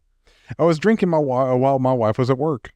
I don't remember going to sleep, and she's asleep on the couch. I can only assume she's pissed at me because neither of us particularly like that couch. I don't know why I keep doing this sort of thing, drinking until I forget the world, but I keep doing it. Better for a while, then I fuck up and get drunk. I don't want to be like this, but I keep finding myself in the same place. Makes me wonder if I even want to actually be alive. I've had a near-death experience, getting shocked bad enough that I was apparently unconscious for a while, and I saw nothing. I saw the world at 60 hertz for a couple of seconds, maybe. Then everything narrowed to a tunnel and then nothing. And it hurt real bad. That's what they don't tell you about getting electrocuted. It hurts the whole time. I don't feel that's any great reward waiting for me after death. It just sounds peaceful. It's also something I just can't do. Yeah, there's nothing after, but there's also nothing There's nothing after, but there's also nothing after. And that sounds pretty boring. So, I guess my question is, how do I stop drinking myself to death? I don't want to die. I don't want to hurt the people I love like this, but I seek oblivion. I love the moment whenever nothing seems to exist, to matter, when I can't remember. My wife does not. I guess that's where the conflict stems from. I've got reasons to be happy, and I mostly am. But whenever I'm alone and it's quiet, I guess I'm not. And then I drink till I feel nothing. Then she gets home from a 12-hour shift to a dopey, drunk son of a bitch she was dumb enough to marry. I hate being this way. Weird. I don't really know how that's a truly today I fucked up story, but people, if you have alcoholism, please get help. That's about all I can say. Odd. I mean, very poignant though. Almost makes it seem if it's just a short story. Yeah. That's why I figured the more well constructed it is, the more I don't believe it. If you see some of my ramblings, you'd understand. Yeah. I've seen bullshit you spouted before. It's just like sometimes when it's really well written and worded, I'm wondering if it's just a writer getting their, muscles working. Could be. And mostly putting it into the today I fucked up category. It's an odd choice. Yeah. Then we go to this one. The next one is by X Lupacura X. This person puts. I had to get a colonoscopy and endoscopy, and neither twilighted me or put me under. I can't remember. Either way, I was out. Well, whenever I first got there, everyone was so kind and caring. My veins were particularly tricky that day, and they had to cover my arms with a hot towel to get my IV in. Well, the time came, and they wheeled me into the room. They put the spray down my throat and a tube holder thing in my mouth.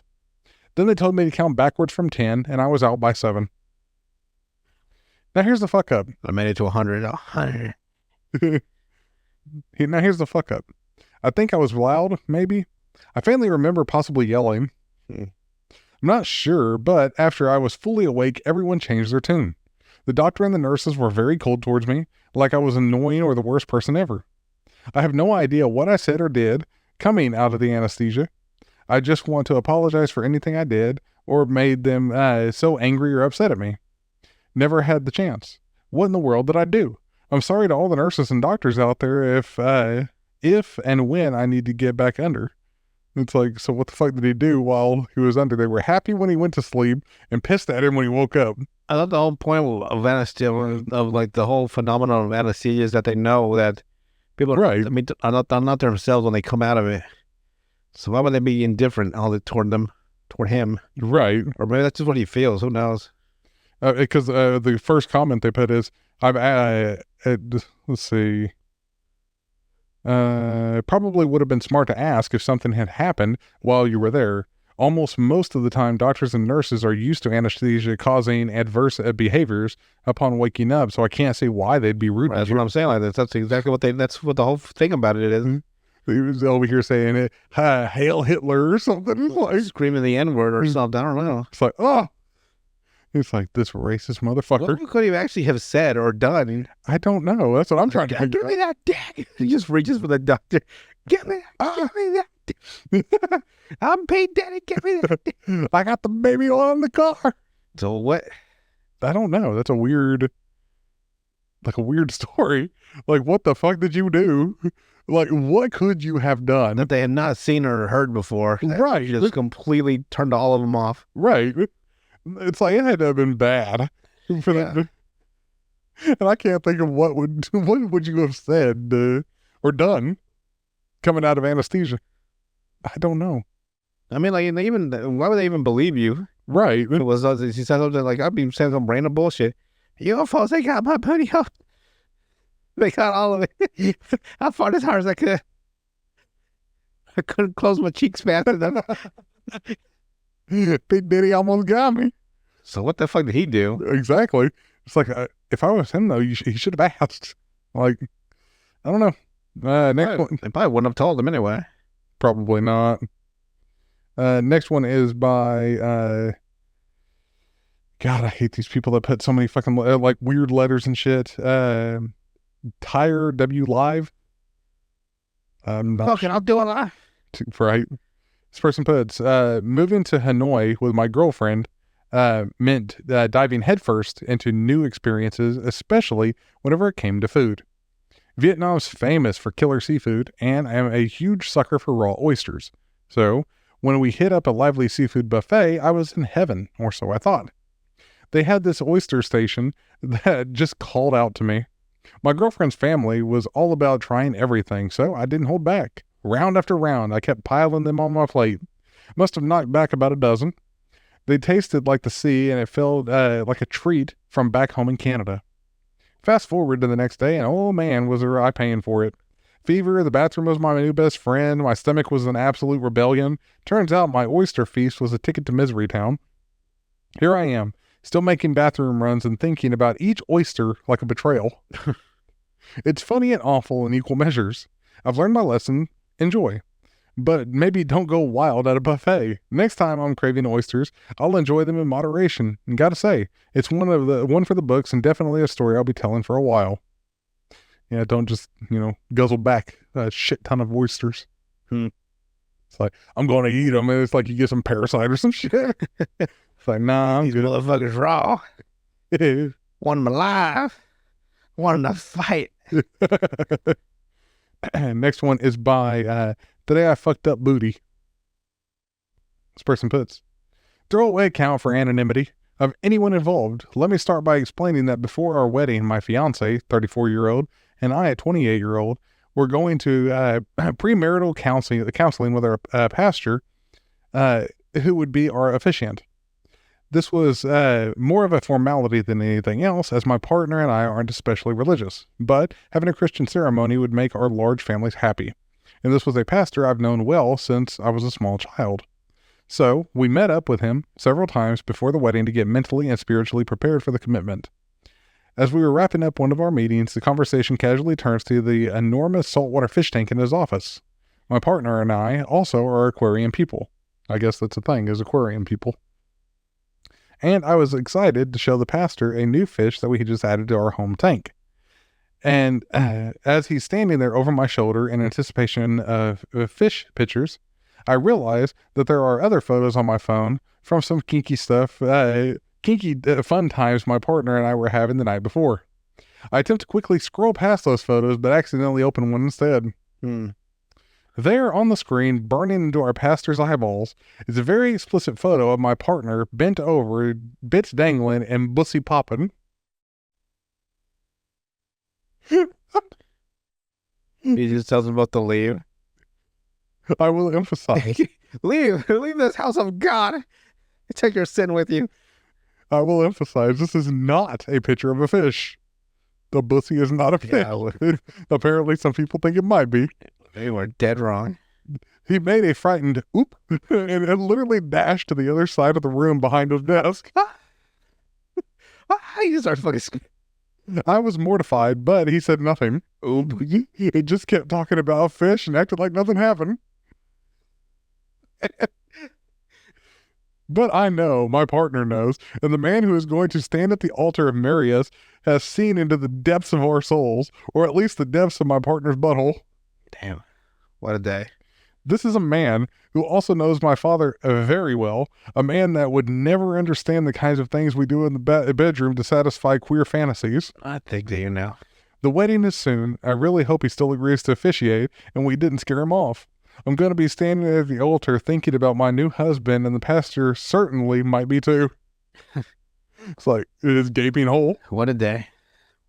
That's bad. What a day to be a pastor. It's like, oop, well, I don't even see that. Oop. Oop. It's a funny reaction. Let's see here. Trying to send me to something else, huh? Okay. Like, we gotta go this way. I'm not even going to try to pronounce that word. I think it's supposed to be cultist for Satan. Right. This person puts, I have severe IBS, I have Crohn's disease. I hate the eating because of it, and I hate eating because of it, to the point that I'm rapidly losing weight as I write this. I volunteer for homeless people and give them free food. Unfortunately, the church kitchen we use is out of commission, so we have been working at home kitchens of volunteers. I decided to have a little snack because even though I hate eating, I hate being hungry more. Immediately, my stomach hurts and I get diarrhea. Damn, god dang. I mean, god dang. I flush and the toilet floods. My friends are cleaning it up and I feel like a nuisance. We are shopping for a plunger as I write this and I feel fucking guilty. We have used up all their towels. Why the fuck would you be writing this as you wouldn't be writing? I wouldn't be writing, like, get the fuck off the phone and help us clean your fucking shit water, motherfucker. I feel so terrible and guilty. We have arrived at the campsite late because of me. I hate my stomach. I hate eating. Food isn't fun anymore. I hate everything in life. He fucking throws himself in the ocean. He's eating. He gives the fucking the shark fucking IBS. The shark is like, oh, damn it, I can't eat. I can't. He's right. I'm writing this out of the sea. All right, and last one for today is by Blackest Heart. God, I hate these. Brightest day of blackest night. I'm gonna kill these motherfuckers that think it's so cool. Let's add a 6 for a B. I like that. This person puts, I had a gym membership and I moved out of the area pretty far away. I tried to maintain it for a while. At a certain point, I requested a new debit card from my bank, which came with a new number that did not supply to the gym. I guess I had decided that I didn't want to continue taking the long commute and paying the heavy price. And it was a good opportunity to get out of the membership. So why didn't you just cancel it? So do you have to cancel this? Uh, You want to get in shape? I feel like somebody. right. Obviously, this was the wrong way to go about it, and unfortunately, I would continue to make the wrong decision to try to rectify it. Over the past 6 months, charges have been accruing on that account, and the gym is threatening to send the balance to collections. Trying to get out from under this piling debt and not being able to being in the best state of mind, one morning, during the traumatizing pain from having a catheter inserted during a urology exam the day before, I called the gym as my brother and informed them that the account holder, me, had passed away. Wow. Why? What the fuck kind of Seinfeld-esque bullshit are you going to tell him? What kind of Costanza bullshit? Fucking just tell him you don't. Just fucking tell him you don't. What the fuck is going on with people sometimes? They expressed sincere condolences and offered to close the account and reimburse the charges. But I would need to provide his death certificate. Fuck yeah. So this is a Costanza-esque because he would fucking get a goddamn death certificate. I guarantee it.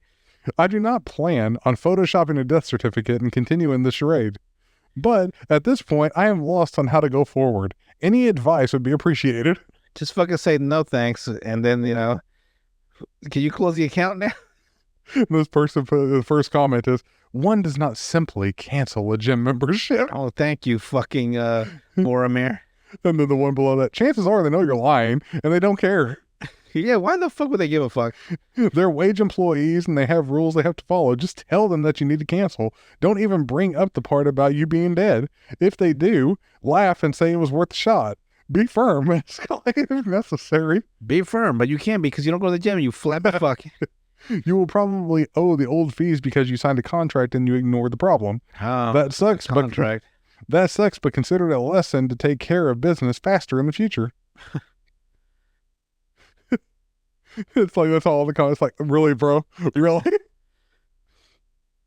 Lol, this seems like you're in quite a pickle. Kind of random shit is that? You're so funny. Does your gym have an online presence? If so, change your address to California address. California law requires an easy online cancellation option. What the fuck, bro? What the fuck are you talking about? You're making it even complicated too. Exactly. Change the IP address and move to Canada, then you can cancel your subscription. They have to reimburse the fee. It's like it's a whole bunch of bullshit for being too big of a pussy to just say, yeah, I want to cancel my membership. Oh, you want to cancel your membership, huh? You piece of shit. So you want to work out, huh? What's funny is Your fucking chicken ass legs. What's funny is if you're you have Trigon as a father, it's not going to matter. Actually, I've heard worse. And then you get back home, it's like, canceled your membership, huh? Little bitch. It's like another failure. Jared. Another year of failures from all three of my fucking sons. You'd be more like your sister. I'm not going to let that go. That's hilarious. Every time it's like Raven's, she's better than you. She's the princess, okay? You failures. And both the new 52 and the old continuity, they're failures. They just have different names. They changed reality. They couldn't change your fucking failings. Regardless, you fail in all universes. But that's all I got for Reddit today. Anything else to add before we head out today? More Hellboy in the future. Cool. And with that, we will see you guys on the next one.